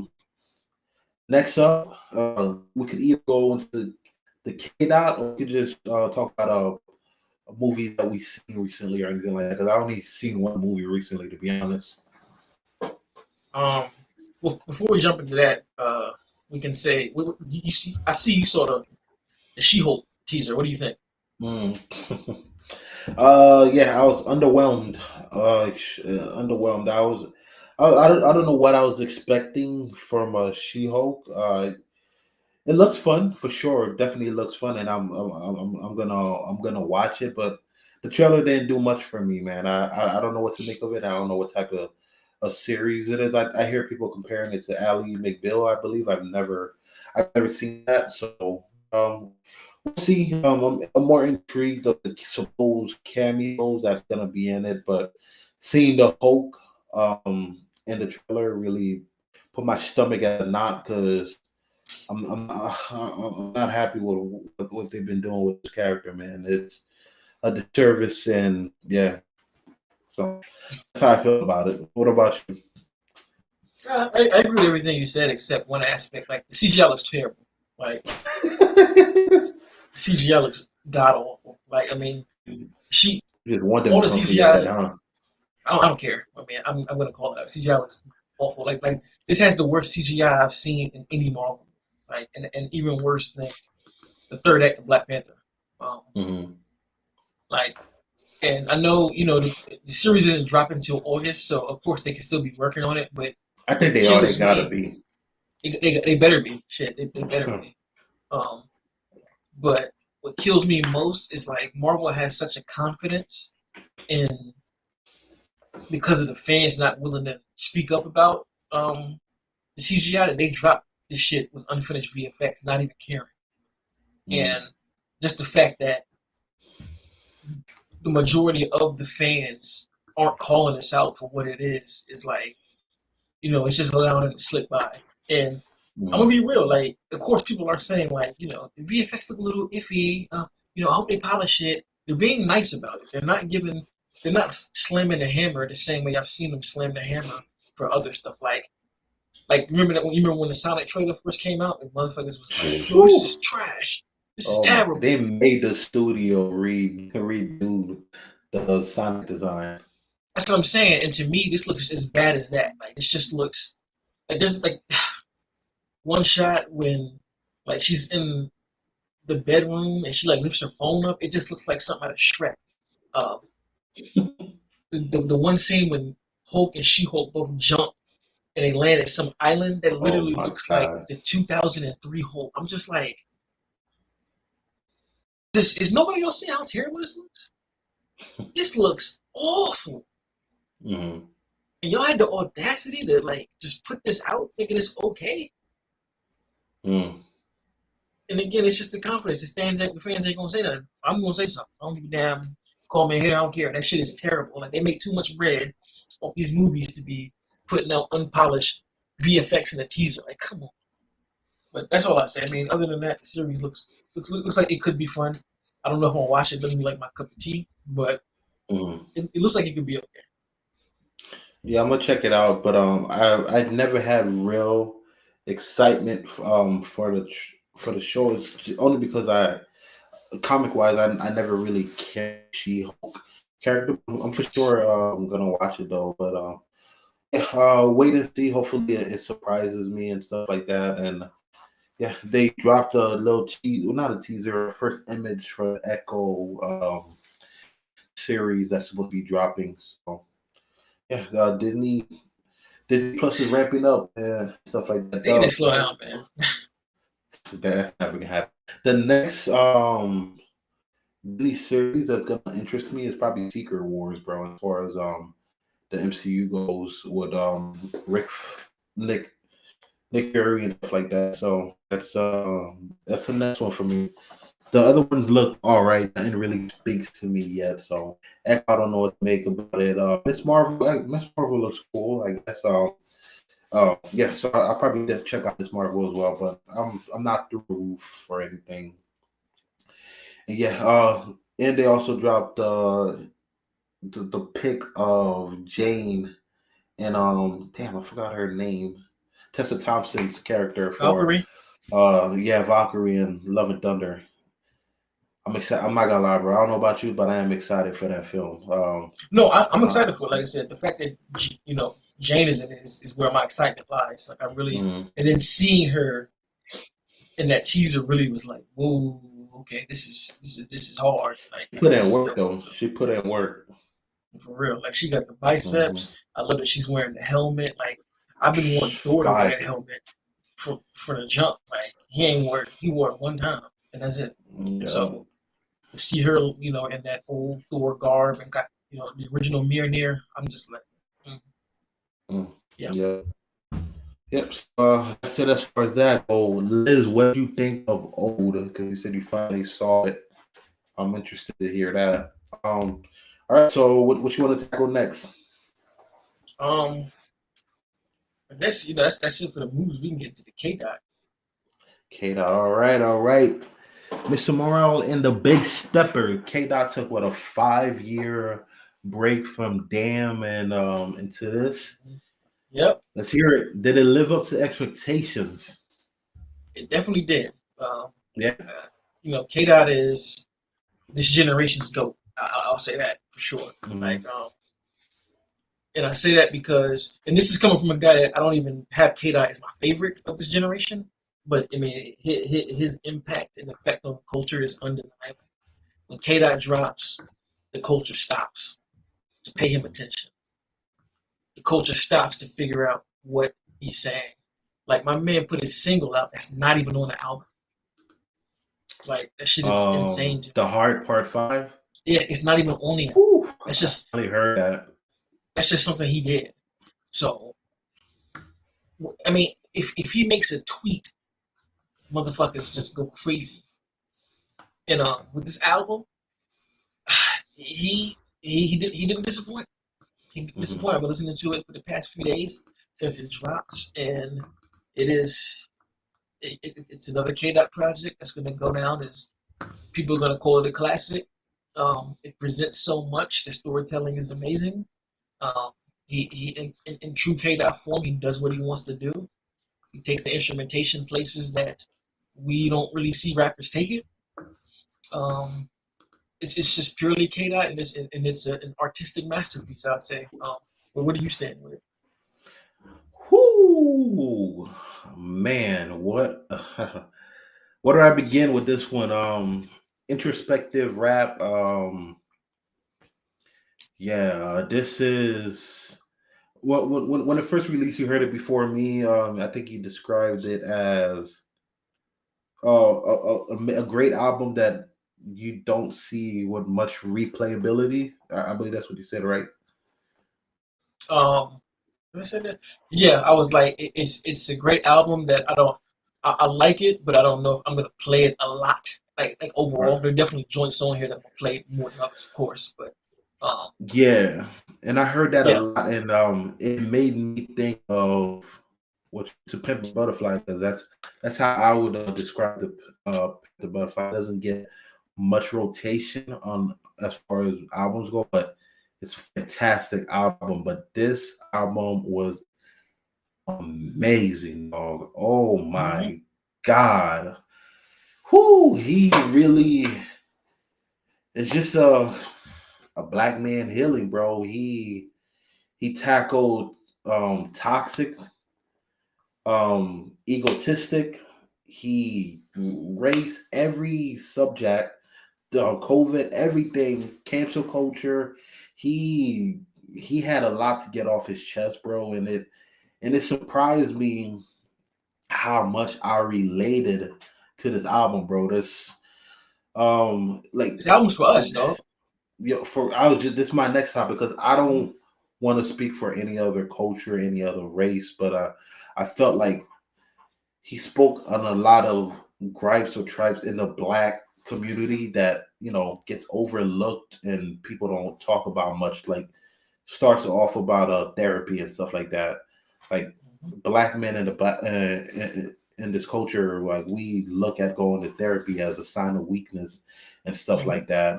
So uh, the one particular, I'm gonna go straight to this song in the album because this is a song that really that hit home, bro. And I don't, you're probably gonna know where I'm gonna go with that, and that's Father Time, bro. Yep. Boy, oh boy, oh boy. That was that hit me hard. That hit me hard. If you know me, what you obviously know some of that and stuff like that. Hearing the subject matter and stuff like that. It's a lot of times um, people are like they're like, oh, they usually use a father not being in the lives in the individual as a woman thing. Be like, oh man, she's fatherless and stuff like that. But you don't really hear it on the aspect as a from the male standpoint. Like, it's just important to have a loving, nurturing father on that aspect as well. And man, seeing somebody in his stature talking about it the way I didn't know how much I related to Kendrick, bro, until I heard this album. It really, and especially the recent events in my life, which you are privy to, like that hit me like no other, bro. God damn, that song hit me like no other. And then speaking about what was it? What's that? The most toxic song I've ever heard in my life. What's that song Fuck that? you. Yeah, we cry. What is it? We cry together. Whatever it's Mm-hmm. called. Oh my lord. That shit's painful to even listen to. I'm like, God Yes, damn. bro. Like, whew. It feels like you're in the living room while they're arguing. You feel like you're in front row, like it's like Hmm. you're witnessing it. And sadly, I know these type of relationships. You feel me? I know people who are and who've been in this type of toxic relationship, and Mm-hmm. it goes exactly like that, bro. This album was epic, and what I love because I've heard this album once because I haven't had the ability to really listen to it as much as I want to. It's gonna be on the rotation for a lot, but I saw a lot of people saying that this album doesn't have much hits and stuff like that. And I played that. It scratched my head because right But the the second, second what? exactly it doesn't have enough hits or The bangers. second record. You know, North N95, 95. yes, Like, N95, bro. Come on, it's a fucking dog. hit record. What you mean? That in itself, I'm like, is a banger, bro. Like, uh, I love how he weaved serious subject matters into formulaic ish type sounding rap with the beats and stuff like that, but he's still like heavy subject matters, bro. This is the most vulnerable I've ever seen Kendrick. He put himself out on blast, bro. This is like the 444 for Kendrick, bro. Like Yeah. he Yeah. talking about cheating, his cheating on his wife, him possibly, so let me. Well, he said it himself. He thinks he might be racist and stuff like that. So he Mm-hmm. talks about hypocrisy, being a hypocrite, and all of that. Cancel culture. It's crazy, bro. It's crazy, and really, I think this album challenges the individual that's really listening to what he's saying, bro, because he attacks every stereotype as far as that goes, man. So yeah, this album was, and the way that he went about it, bro. Like it's a 2 disc album, I guess. First half is Mr. Morale, or I forgot Yep. how he does it exactly, but Yeah, I saw a tweet the other day that says Kendrick is to Kodak as to Cole is to 21 Savage because I've heard some Kodak and I've never been impressed with Kodak Black, but in here, bro, whoo, god damn, he brought the best out of Kodak, man. This album Mm-hmm. was magnificent, dog, magnificent. It is. Yeah, just for one listen, I had a lot to say, bro. Okay, that was one. You got anything more to say, or that's all? No, I think that's yeah, that's pretty much it as far as the album goes. Because you didn't see my review for the album, did you? No, I stayed away because I wanted because I know we were gonna Okay, talk about it. okay. So I did my review and I took a deep dive. I only listened to it twice when I did my Hmm. review, and now my some thoughts have changed for sure. I Oh. remember I even texted you saying like, oh, um, I definitely retract that statement about not getting much replay. Hmm. I think this might get the most play from Kendrick albums for me personally. Interesting. So it's like the reverse now because, Hmm. as you said, man, like this album is the Kendrick. Like I can relate to like this album is Kendrick. Hmm. I feel like all his other albums, excuse me, aren't aren't Kendrick Lamar the person. They're Kendrick Lamar the rapper. Hmm. Like if you look at all his other albums, he's like a character in all of these albums. To Pimp a Butterfly, from the Entitled album to Good Kid, Mad City, um, to Damn. It's him Hmm. playing around with ideologies and different things of the hood he grew up in. With this one, it's just like you Hmm. said, it's like 444. This is the grown man album. This is just me putting all my shit on Front Street. It's not Hmm. like I don't think this album is coded like that. It's not really super duper coded. It's coded in the sense that you can kind of take what you will from it. You know, it speaks to people different ways. But I feel like this is. I always thought Kendrick was vulnerable until I heard this album, Hmm. and it really opened up how vulnerable he actually is being and putting himself out there.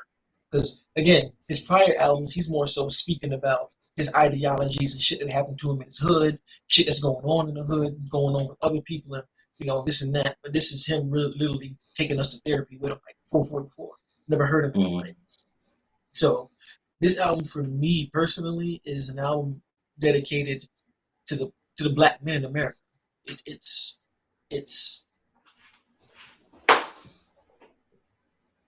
it puts a mirror in our faces to look at Yes. ourselves by looking through him. Yep. And each song, because on my review, I literally go through every record talking about. Mm. Matter of fact, I ain't gonna hold you. I'm not gonna go through in depth, but like I said, this album spoke to me a lot, and I'm gonna want to do my due diligence in doing this review. We're gonna do the review. We're gonna do it. I ain't bullshitting around. Like United in Grief, right? Hmm. I love the hook. I grieve different, right? Hmm. But on all his verses, he talking about stunting shit, and that's just how men grieve. We grieve like that. Like Hmm. we might be going through the harshest shit, but you know what? Fuck it, I'm gonna buy me a bottle tonight. Ace of Spade, nigga. I'm gonna go buy me a 2 pair of Jordans. I'm gonna go buy me this. I'm gonna go take my girl out, and you just doing that to cover your grief. That's all you doing. Like Right. that's the way a lot of men deal with grief. They don't sit down and look it in the face, and that's when it goes into North 95 when he's like, "You ugly as fuck. Take all that shit away. What are you?" You know Yo. what I'm saying? Like you spent this whole time buying and stunting to cover up your fears and pain because you ugly because you haven't dealt with that. You're in Hmm. an ugly position, so you're trying to cover it up. And then it goes through, like Father Time you spoke about fathers. What I like about that record is a lot of times we always talk about kids and boys and girls having no father, but here Hmm. he's saying that his father was actually around, Hmm. but the societal depiction of what men are supposed to be made the relationship strained. Yep. Like he was taught toxicity through his dad because of what the world told his dad what he had to be. Like, Yep. fuck him, get your money, son. Don't think like that's not that ain't real shit, man. Like that's not, you know, he's saying that his dad told him not to deal with his emotions. That you're the man of the house, so you gotta make shit work. Like that's toxic, dog. That's Yep. toxic as hell. And I've never heard anybody address toxicity in that thing. Like, yeah, my dad was around, but I didn't learn shit from him. Mm-hmm.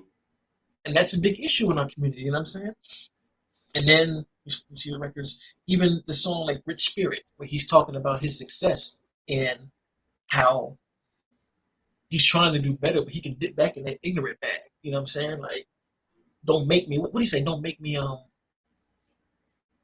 turn you to a ghost or something like that. He said, like, just it's just speaking. Don't make me turn you to a song. Yeah, Yeah. I'd be wrong. Let me turn you to a song. Like he's just speaking to the standpoint of like, yeah, I got all this success, but I still ain't learned shit. I'm still a nigga. You know what I mean? So, and go Yeah, to he also fly together, says like, that in Father Time when he was like seeing Drake and Drake and Kanye like get together and stuff, like I guess he got more growing to do seeing that. exactly. And he's speaking like that. All this success ain't told him nothing, you know. Mm-hmm. And then of course you talk about We Cry Together, where it's just the most toxic shit ever. Like I really hope people who are in these kind of relationships can hear this when they're outside looking in and realize how fucking crazy this sounds. Because that is nuts. That this is something that people go through in their normal household. You know what I'm saying? That is crazy, dog. Kudos to Taylor Page. She was selling shit out of that emotion. You could hear the tears. You could hear the pain. You could hear the hurt. They both were. Oh, yeah, and you know, Kendrick just being the most disrespectful, non-caring, emotional individual ever. So, love that song, but then I love how the ending of that song kind of flips to where it's like, oh, makeup sex. Mm-hmm. And it flows into purple hearts. And that's why I love the hook when he's like, shut the fuck up when you hear love talking. That's literally, to me, what it spoke to me is a metaphor for saying, like, nah, we ain't going to address the shit we just did. Let's just keep feeling good right now. Which is also toxic as hell, as a healthy problem. Like, you fight and make up through sex and you don't really address the problem. That's what that song speaks to. And, of course, Crown, you know, just talking about, I think when Crown hits, to me, is when the second half of the album starts. Is when he starts going into the self-reflection of who he is, because at this point, you know, the beat slows down. It's just a piano and it's just him harmonizing. And, you know, can't save everybody. Can't save everybody. Like, and one of the things you got to realize as a man is you can't save everybody. Like, you just cannot do that. Like, it's, you know the saying that says you can't be Superman? I mean, that's just right there. It's just like, and, you know, that's kind of what he related to Jesus. He can't save everybody. And then it goes to my favorite joint on this album, boy. Oh, push these niggas off me like poo. Push these niggas off me like poo. Niggas like poo. Like, that's your favorite song on the album? Yeah, it's my favorite one. Like, I just, it's not the most deep, but I just let it bounce, and I love what it represents because, to me, this is him admitting that, like, all right, y'all, leave me the fuck alone. I need some time. Like, I need some time to myself to collect myself, right? And I don't think there's anything wrong with that. I think, you know, instead of shunning needing time to yourself, just tell people that, like, yo, just give me a second, like, please, just give me, no disrespect, but please just shut up. And I feel like that's what happens. And of course, going to Savior, which kind of double downs on Crown, and then another one of my favorite records called Auntie Diaries, where he's talking about, you know, my auntie is a man now, and just the dynamic of the Black community and, you know, the LGBTQ community. How a lot of us have that aunt that, you know, was always wearing, like I say, a lot of us, but it's pretty common to have like an aunt that dresses in, you know, more manly clothes, and people just kind of like, or hell, aunt aside, like, I think everybody has somebody in their family that is gay, right? And Mhm. and especially in the black community, we kind of just overlook it. We're just kind of like, you know, you talked to Jimmy the other day. Jimmy doing his thing. You never address it or try to help the person that's with. And I feel like that's what that song is definitely about. And even with him throwing around the F word, as a way to show folks that it's not okay. And if we're upset about, if we don't want to let anybody say nigga, then Mhm. that word is the same way. Like, this is okay for you to say it. We can let them say it. So I like that aspect. Um, and I guess one of the most heartfelt records on here that's really hits home is Mother I Sober, when Yep. he just opens up about the abuse that not only did his mother suffer, that he learned growing up, but also the abuse that he suffered himself, and the fact that he couldn't even admit to it because he felt so demeaning of being a person to admit that, like, yeah, I was abused when I was a kid, and that is some very powerful shit. As I'm more than sure there are a lot of black men who are walking around with the same demons and ain't told nobody. Mhm. And last but not least, Mirror, and I feel like that's the end song. He kind of it's the reflection of the journey he went through from the start of the album, where he's kind of like, Right. okay, I went through this therapy, and now I'm realizing that a lot of this toxicity and a lot of shit that I've gone through is because I chose myself over other people in negative ways, and some positive too, because sometimes you got to Mhm. choose yourself over other stuff. And and again, I just went through the whole album, but I had to do it, man, because I think this album is so. Like I said, it's a masterpiece to me, and I'm probably gonna play it more just because I can really relate to a lot of the stuff on this album. I like the brass choices he made, like you know, picking songs that have no beat in them. It's just an instrument. It's just like a piano playing or like a flute playing and somebody rapping. And Mhm. I just love this album, dog. I love it. Like, I didn't expect to love it, but I thoroughly enjoyed it. I know I spoke for a minute and I'm probably putting people to sleep, but I mean, your name is a rap nerd, so it's only right. yeah, like rap is my life still, and hearing this is just like this is the other coin to Pusha T's. It's almost dry to me. Like, these two are what hip hop is at its best, in its best form, in my opinion, Mhm. in 2022. Like, you gotta have the real shit from Kendrick about self reflection and therapy to help us, but you gotta have that other side with the dope boy, because it's just what a lot of us grew up around and in, and it's just we want to hear that braggadocious bar you up shit. So yeah, fantastic album. Mhm. My bad. I know. I just dumped a whole bunch of information out there, but man, incredible album, man. Incredible. It's called review the album. Ain't gonna say my bad. But with that being said, we clearly both enjoyed this album. So, like we did with the Pusha T album, top five songs from 5 to 1. I think you should talk because I've been talking for the past 15 minutes, and it would All probably right. benefit by switching it Uh, up a little bit. I have, as far as the top five goes, I'm gonna have to go with. Hmm, all right. So at number five, I'm gonna have N95. Okay, That shit was too hard, too hard. And then take it off. Take it off, bitch. You ooh, had a pocket. this is tough. Oh my god, You had a pocket. Sweet. bro, this is.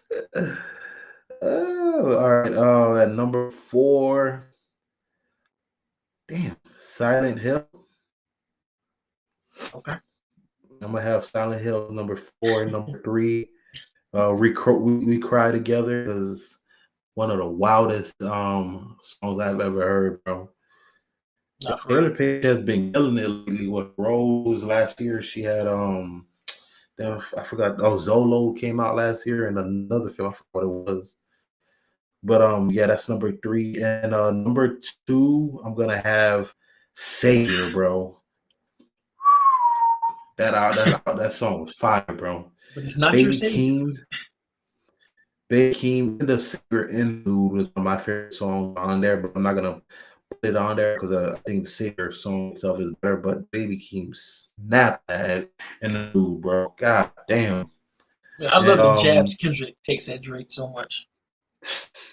petty. And number 1, Father Time, bro. Easily number 1 All the time. is Father Time. Yo, Kill 5. Beddington. I got 5, but I just gotta rank them. I think number 5 is Auntie Diaries. Mm-hmm. 4 is We Cry Together. Mm-hmm. 3 is Worldwide Steppers. Mm-hmm. I'm a killer, she's a killer, he's a killer. Number 2 is North 95, and then number 1, like I already said, is Silent Hill. Okay. Yeah, Die Hard goes hard too. Rich Spirits go hard. His album is incredible. Sheesh. Crown, Count Me Out. God damn. Ghostface killed it. Yep. All right, so that's R5. Now, and I want to touch on because you said Kendrick is the GOAT, greatest of all time in this generation. They're not obviously not like in the 90s and stuff like that.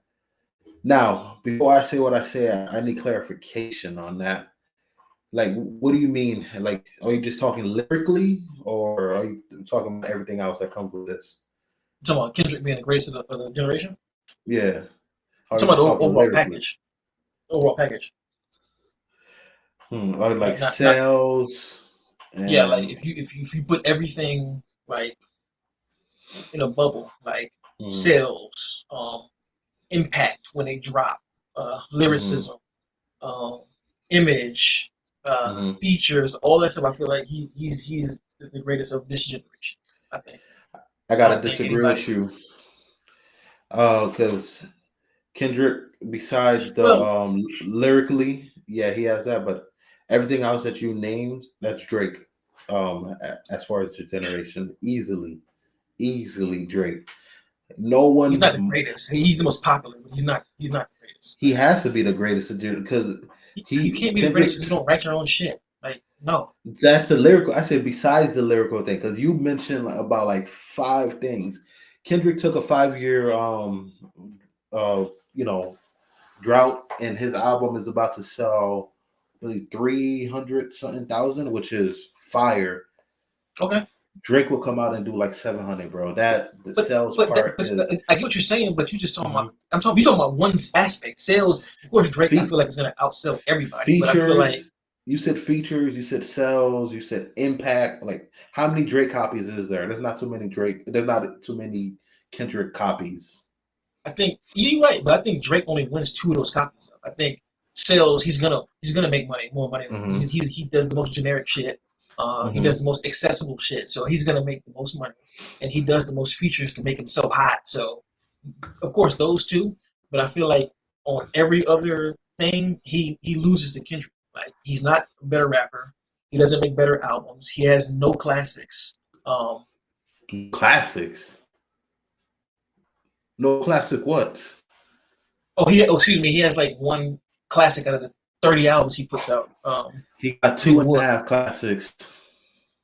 What do you got? Besides, if you know what you're reading. Take Care, bro. Stop it. Best album he's ever put out is Take Care. Oh, so he's 2. He's 2 at a what, 10?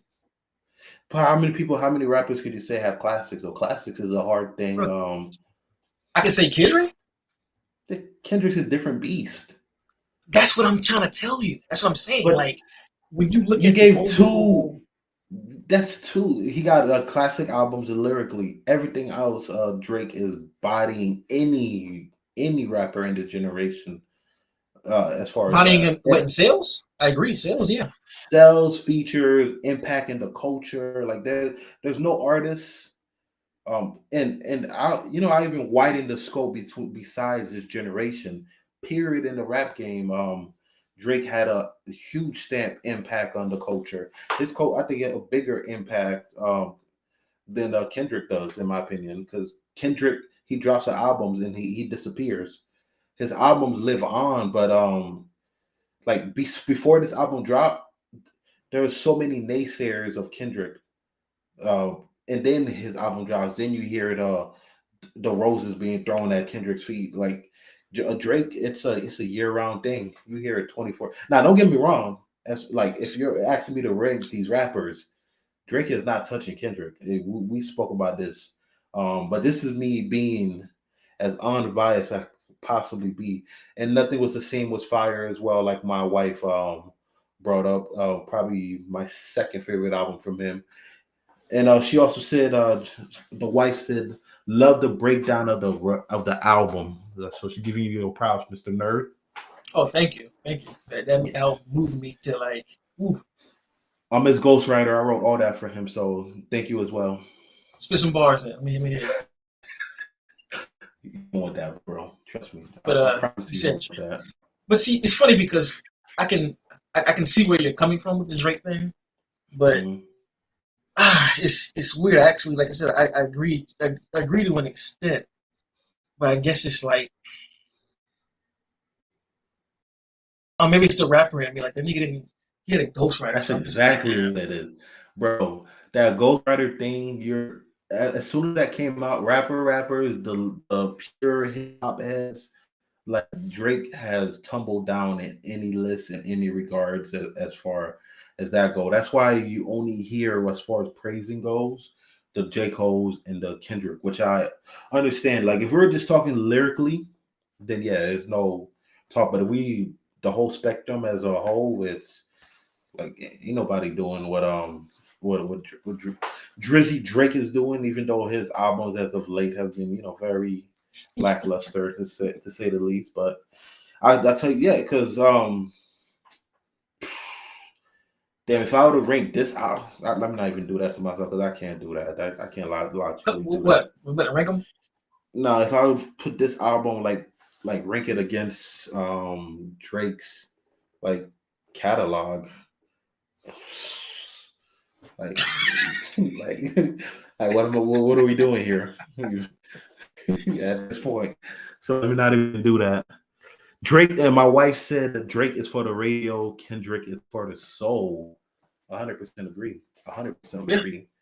Like Drake goes out his way to do radio hits. Now he's trying to do TikTok songs and all that stuff like that. The purest Kendrick songs, even though he likes to say that he's not a savior, he's not a role model and stuff like that. But when you're tackling subjects that he's tackling, like you put yourself in that category, not intentionally, but it is what it is, bro. Like you're like his music has purpose. Like him, no, it Cole, does. like they have purpose. So But yeah. back to the jab that I was talking about. I love Kendrick throwing jabs at Drake. It is so Hmm. hilarious. He just like He's taking over for Pusha since Pusha ain't feel like doing it in his last album. Drake don't want the problems. Like he really don't want them issues. Like, He traumatized now. I'm sure bro, he knows I that. re-listened to the story they added on the other day, and I was like, this is vicious, man. Like this is I'll never very. forget where when I heard that. I was at work. Like that's when I worked at for this Mm, healthcare company and stuff like that. It was like 9 p.m. I just finished delivering this huge ass bed, it was a long drive to the facility, and I'm talking about half hour and stuff like that. And I typically like listen to music, and Drake just dropped W Style and all that, and I saw First, I saw the cover art with the black face. I'm like, wait a minute. Like, is this real? Like, I'm like, what is this? And then I played it. My man said, you are hiding your son. I was like, oh shit. I'm driving, Bro, almost about to crash into other cars and shit. I'm like, God damn. Like, that man bro, was. just like you remember, I remember it 100%. Cause I remember Drake put out W Freestyle, and I ain't gonna lie, when I first heard that, I was like, ooh, Yup. ooh. I was That's like, what I said. damn. I said, Drake. Gonna let it ring like Virginia Williams. When he said that, I was like, this is not gonna be good. And I remember me and my wife were leaving a TDE concert when the Push diss dropped. My man's texted me like, "Yo, did you hear Push just diss Drake?" And I was like, "No way, bro." I was in traffic. I put my phone up instantly and played it. And when I saw the cover, and when that cover, when that dog. beat came on, doom doom, and a lot of people don't realize that the skin is black. And a lot of people don't even realize that that beat in itself is a diss to Drake. Like, yes, my skin is black, and then that's that OJ song from 444. Yeah, Ghost writing aside, drug dealing aside. Let's have a heart to heart about your pride. Bro, my man said your dad be wearing Steve Harvey suits, dog. I was dead. Steve Harvey suit nigga made him. And yo, he disrespectful talking about the marriage, bro. But 666. How much time I got that man is 666. I got the devil flow in him. 666. Like, bro, that has to be one of the most disrespectful disses I've heard ever, dog. God. What he say? He was like, you are hiding a child, let that boy come home. Jealous broke motherfucker playing border patrol. I was like, yeah, he talking about his hair not curl. Oh my god, yo, this dude was disrespectful. You cut your hair because it wouldn't nap enough. Like, yeah, but anyway, I don't know how we even got into this topic, but yeah, man. Kendrick taking his jabs like on Savior. I just love how he's like, Kendrick told you something, but he's not your savior. J. Cole gave you empowerment, but he's not your savior. Now, it might sound like a stretch, right? But whenever somebody mentions Kendrick and Cole, who's the third person they mention? Drake. He hopped and went straight to Future. That's different. And not even that though. Who does Drake collab a lot with, bro? Future. Like, you can't tell me ain't no beef, bro. Like, my man takes time to show respect to Cole all the time. But when's the last time you heard him say something in Drake in good light, bro? I love that line. I was like, that's a jab right there. And then the fact that he said when him and Kanye made up, he was confused. I guess he had some more growing up to do. I was like, nah, but he's speaking fast though, because I felt the same way. I'm like, that's Hollywood for you, bro. I mean, Push said the same thing. He was like, Push was like, that's dumb. I ain't. He said, Kendrick and I keep saying Kendrick that Kanye invited him to come out to the concert. He was like, the fuck? No. He said, no, I'm not going to that. Yeah, come on now. But back to Kendrick K-Dot. This is his 5th studio album, I believe. Rank them. Yep, rank them from 5 to numero uno.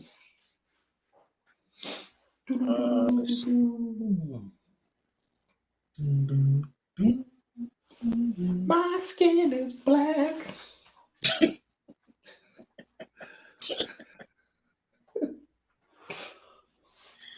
You are hiding a child. Let that boy come home.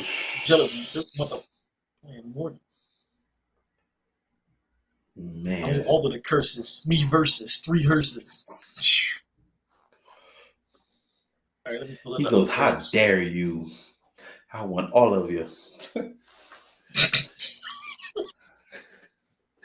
Yo, Push so disrespectful, dog. All right, so ranking them, right? I'm gonna put Section 80 at the bottom.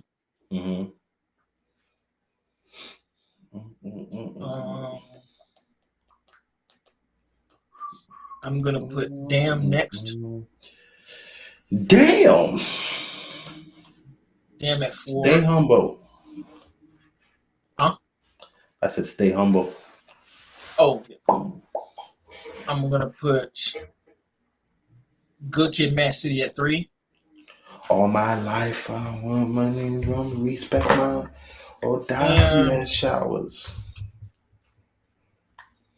I'm gonna put Mr. Morale at 2 and Pimp Butterfly at 1. To pimp a butterfly. Yeah, I love that album. The fact that Kendrick made one of the best songs in hip hop history on that album, so I gotta put that up there. What song? All right, Yes, sir. That's the anthem forever. Like, man. My bro, song. bro, listen, I'm gonna tell you a story. We went to see the TDE concert, right? And he performed Mhm, that record, mhm. and like the song cut off, and literally the whole crowd was like, "We gonna be all right. Yep. We gonna be all right. We gonna be all right." And then Kendrick and the whole crowd started chanting it, and then Kendrick was like, "Y'all want to hear it again?" And run it again, and again. Literally everybody. And this was around the time when the cop shoot was happening. So That was what, a couple years ago, right? yeah, that was 2018. When Yeah. That's and when he like had that champion. That's the champion concert, right? yeah, Yeah, I went to that's that one. I went to that one. and like bro, like when that song and everyone was chanting that shit out, bro. The whole crowd was crying, just saying that acapella. We gonna be all right. We gonna be all right. That's Georgia for you, We bro. gonna be all right. Like literally, fist in the air, and no lie, dog. You look around everywhere, everyone was crying, and then the song just came on, and we was just hyped. Like me and my wife in there crying, holding the fist up, just like we gonna Mm. be all right. So that song to me is one of the best hip hop songs ever, just for what it stands for and what it means. And be on that album, yeah, that's my favorite.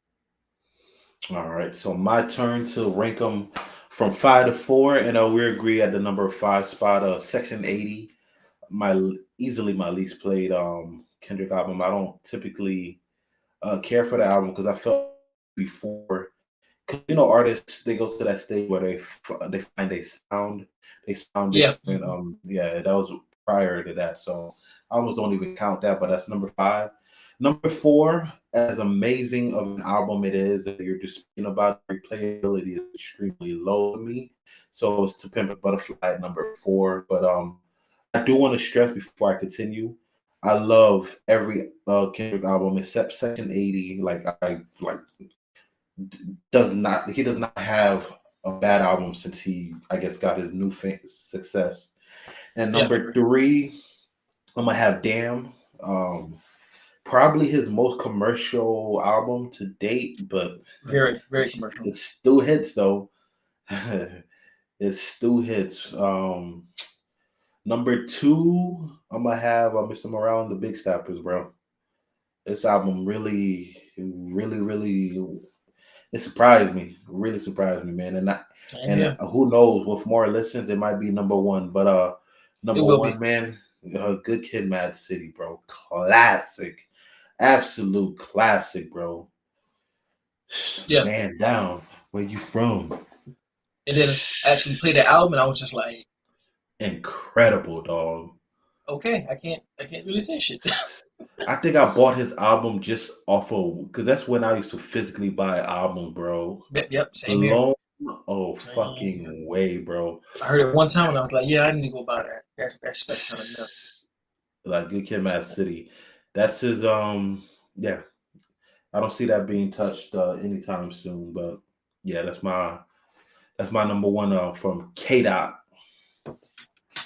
Every time I come around, yeah, yeah, yeah. Like, bro, like, sir, I live this, bro. Like, If Pyrus and Crips all got along, you probably gun me down by the end of the song. man, no. Oh, what you doing out there, buddy? Oh, you trying to flex some albums? Yeah. To pimp, to pimp, to pimp. Probably gun me down by the end of the song. I'm doing this for a reason because this is untitled. Oh, you actually bought? That's the one I did not buy physically. Okay. I'm doing this because I've always had people try to like be trying to say that I be hating Oh because snap! Oh snap! um because unlike them, You coming at I that? don't just blindly, nut hug everybody. I actually He said and able nuts. to. Oh No, my. bro, they do be they rhyme as nuts. Like honestly, like they think just because I critique something means that I don't like it. Like if I wasn't a Kendrick fan, like would I own this? Like Ooh. I wouldn't own Good Kid, Mad City if I wasn't a Kendrick. This is factual. This is factual. Like You I would don't know not. anybody. I don't know anybody who hates on an artist and then goes out and buys their album. Jimmy, I never thought you was a Kendrick hater. I just thought that at times you didn't give him as much credit as I thought he deserved. But No, I it's, always give Kendrick his credit, man. Like just because I don't think he's like the best MC walking on planet Earth doesn't mean I don't like him. Like some people think that I've heard people say that he's the best MC ever, and I'm like, no. I No, had to, bro. It's just out two of your mind? slaps. It's just What is two that? slaps. Come on now, push it. I can't see it. You mad far, bro. Ooh. Come on now. Come on now. There we go. You know what I mean? Yep. And I don't know, you're a little too young for this. I'm too young. You're a little too young for this one. I'm too young. That's what you're saying. You trying to play with me now? So I ain't like that. You're a little too young blood. I'm too young. So how's a youngster get that though? You know what I'm saying? How's a youngster? Matter of fact, you might be too young for this. You know what I mean? You might be too young for that. You know what I'm saying? I don't got that one on me, but I do got. Hold on. Where they at? You trying to play with my name? Hold on, I got this one right here. 444 had to. You bought that album? You damn right I did. Come on now, put some respect on it. And I got this right here. I know not too many people like it. Holy Grail. Oh, you got the Holy Grail too? You damn right. And hey, hold on. Whoo! Is that ASAP? You damn right. I got that too. But do you got this one? Which one? I somewhere around here. I do got that though. Yo, keep this right. I had a collection of CDs, and my damn step pops threw them shits away. Why would you do that? Why? Because I left them somewhere, and no. Why would you throw them away though? This is like 10 years ago, and he just said he couldn't find them. I'm like, come on, he owe me like you owe me like $300 though. Nah, if we really talking about albums though, come on now. If we really talking about albums now, come the Nas on. Joint? No, that ain't Nas. Come on, bro. Bro, I can't see it. The 2020 experience. JT, oh, Justin okay. Timberlake. See. I was about to slip. And, what did you about to say? And Go ahead, out yourself. no, I better out your ass. But I ain't there you go. Trap Soul, Bryson Tiller, baby. Gotta get some R&B. I'm gonna tell you after you get out of here. About the album. I be too comfortable talking to your ass. I be forgetting that people don't. Your favorite rapper? What is that? Is that YG? No, that's Meek Mills. Oh my God! Put that down. Let me stop. I already got in trouble once. You better put that shit. Shit, I got hella albums. God damn, I didn't even know that. Yeah, see, I'm mad you threw my shit away, man. I had way more. Like when I was 17, I was buying every album from that point on. That I wanted. Yo, I miss them days. Now they don't drop the physicals no more. Like I got Joel's first album somewhere. Boom. Yours ain't look like this one though, right? No, I had the one with the pictures. Yeah. Yeah, mine had the picture. Yeah, I had the minivan on that bitch, man.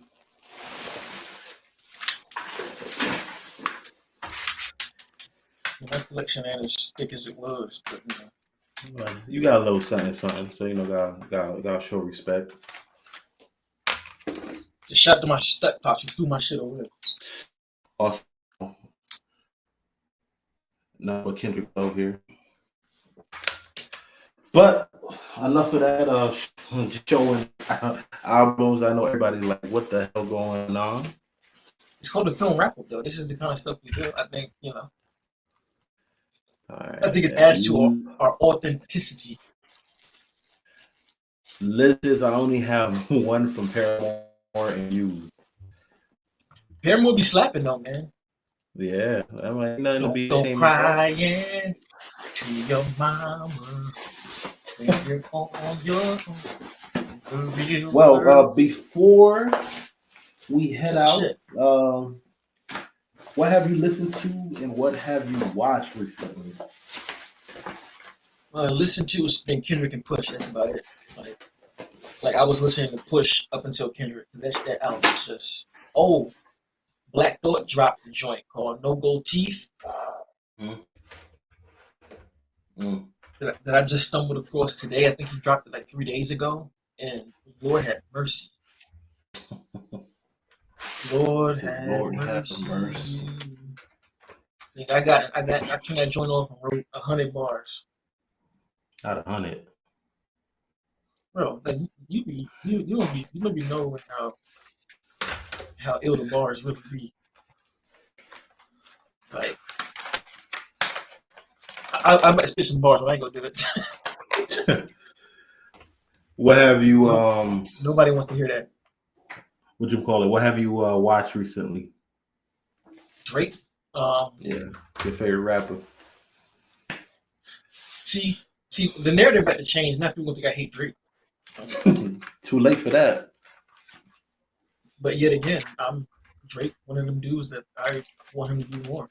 Like, I think Drake actually can rap, but he just don't want to. What did I watch?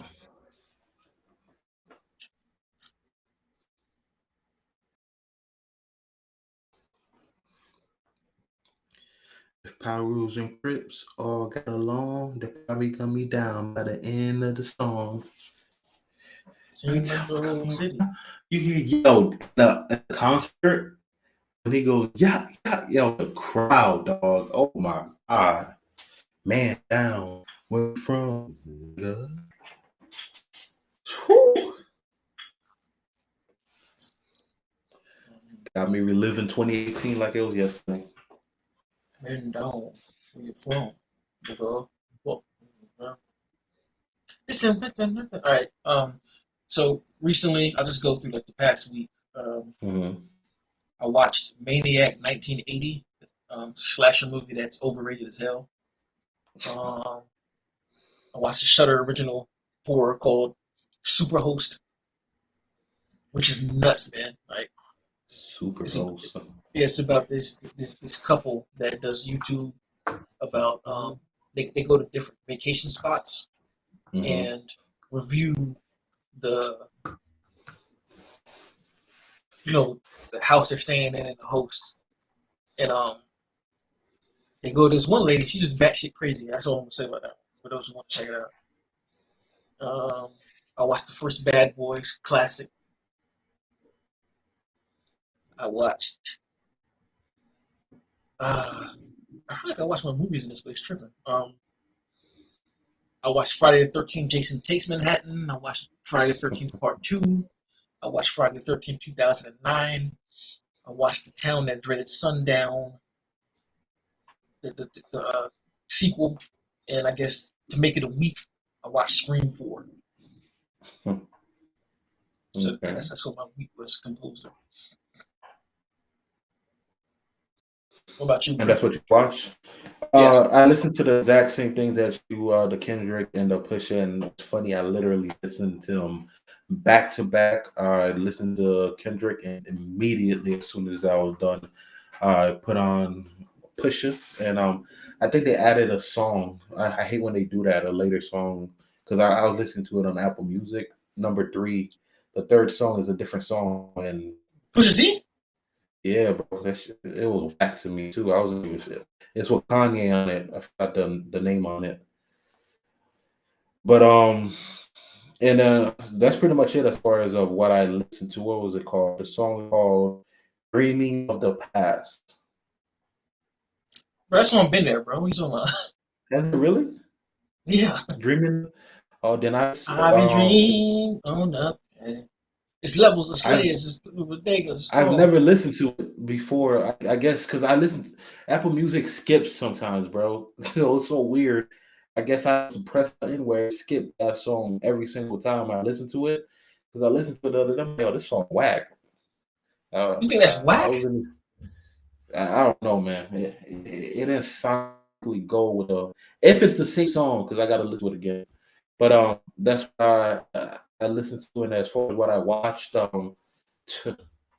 boy, the things I do for YouTube. I watched Firestarter. Man, man. Yeah, there's a lot of things I'd rather do than watch Firestarter, bro. But I just leave it at that. It's a That no shit for like a me. made for TV movie, bro. Made for I don't even. I thought about it. That's disrespectful, bro. Like I owe TV apology, bro, because they put better quality film out there than that. But that's pretty much it, though. That I watched and Dude, I'm watching the movie. listen. I said, What's this that, nigga film's gonna hate this shit, bro. Cause bro? I was so open minded too, bro. Oh my god. I'll do that. I go Um, watch a movie, and then as it's going, when I get to like the halfway mark, I'll be like, this uh, nigga film's gonna hate this, or like he bro, gonna. I bet he loves this or whatever, but I like do the he's gonna fucking exact same hate shit this. with you. I do the exact.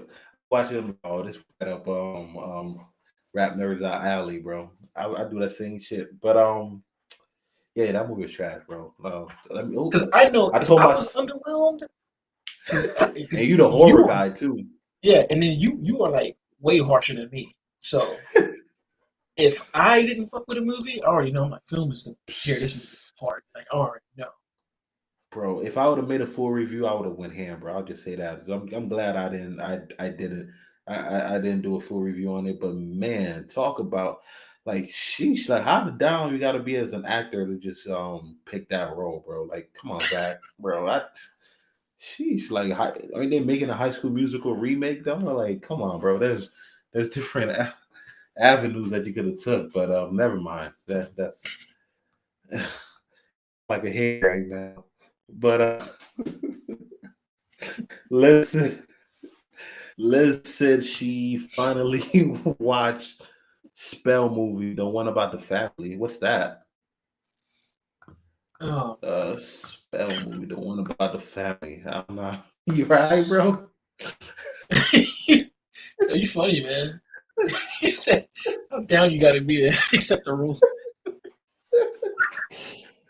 Oh man. But it's funny that it's that bad though. It's just like him doing his tech telekinesis. He just standing there like,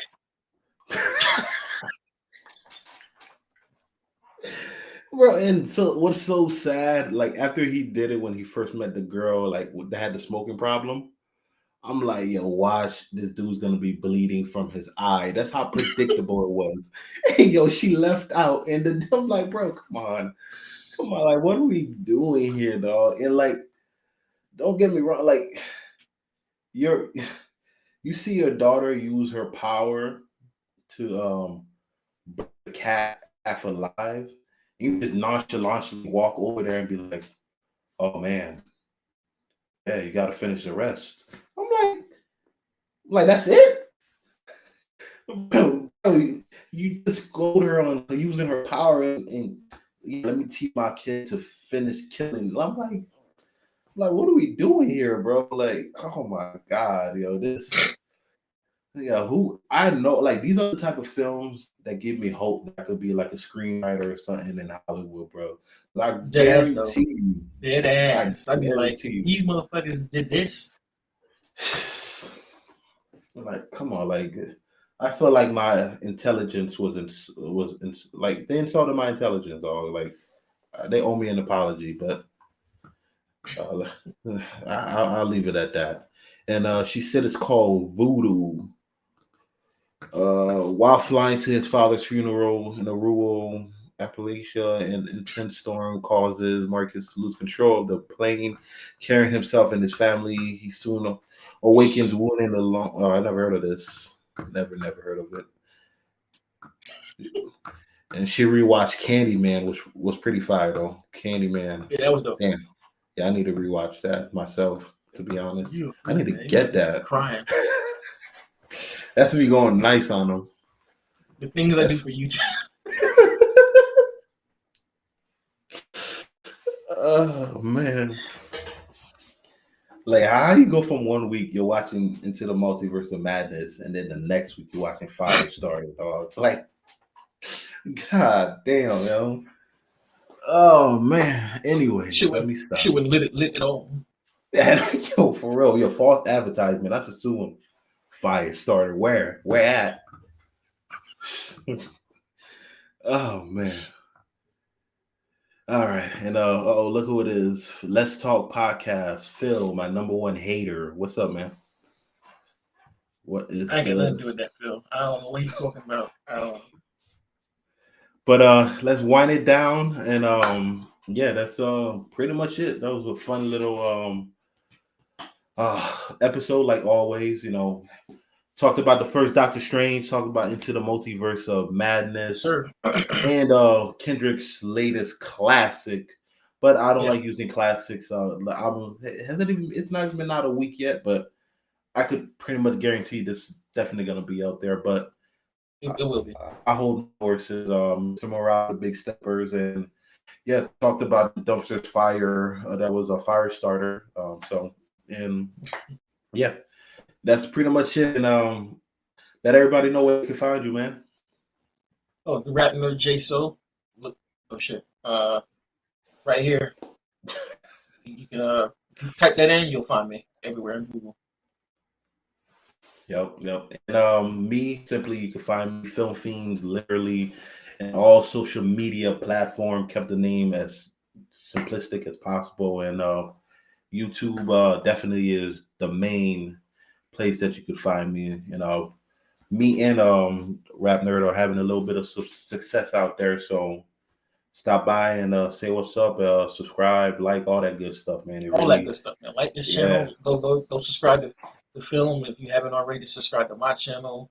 That's all that matters, really. You can check us out at the other places that we doing stuff and keep the support. Thank everybody for being in the chat, talking with hmm us, and making it such a fun thing. We're gonna try and keep growing this so we can have a film wrap up community. You know what I'm saying? exactly, Do some special things once the community grows. We're trying to do it now, but unfortunately, you got to keep growing before you can put certain things in place. So tell your friends, facts, share this video, comment, like, whatever you can do, and we'll make it worthwhile as we build. exactly. Tell your friends, tell your friends, mama, grandmother, all of them, yo. The film Mm. wrap up is where it's at. And like Liz says, good night, everyone, and yeah, and Phil, I will not take off that hat, and your bulls suck, and they all will. And yeah, until next time, I'm out. See you. And I don't. We actually don't. We're not sure when the next stream is gonna be, but we've been keeping it at like 2 weeks here and there, so probably should expect us in a couple weeks. And we're Yeah, out. for sure. Yep. Peace.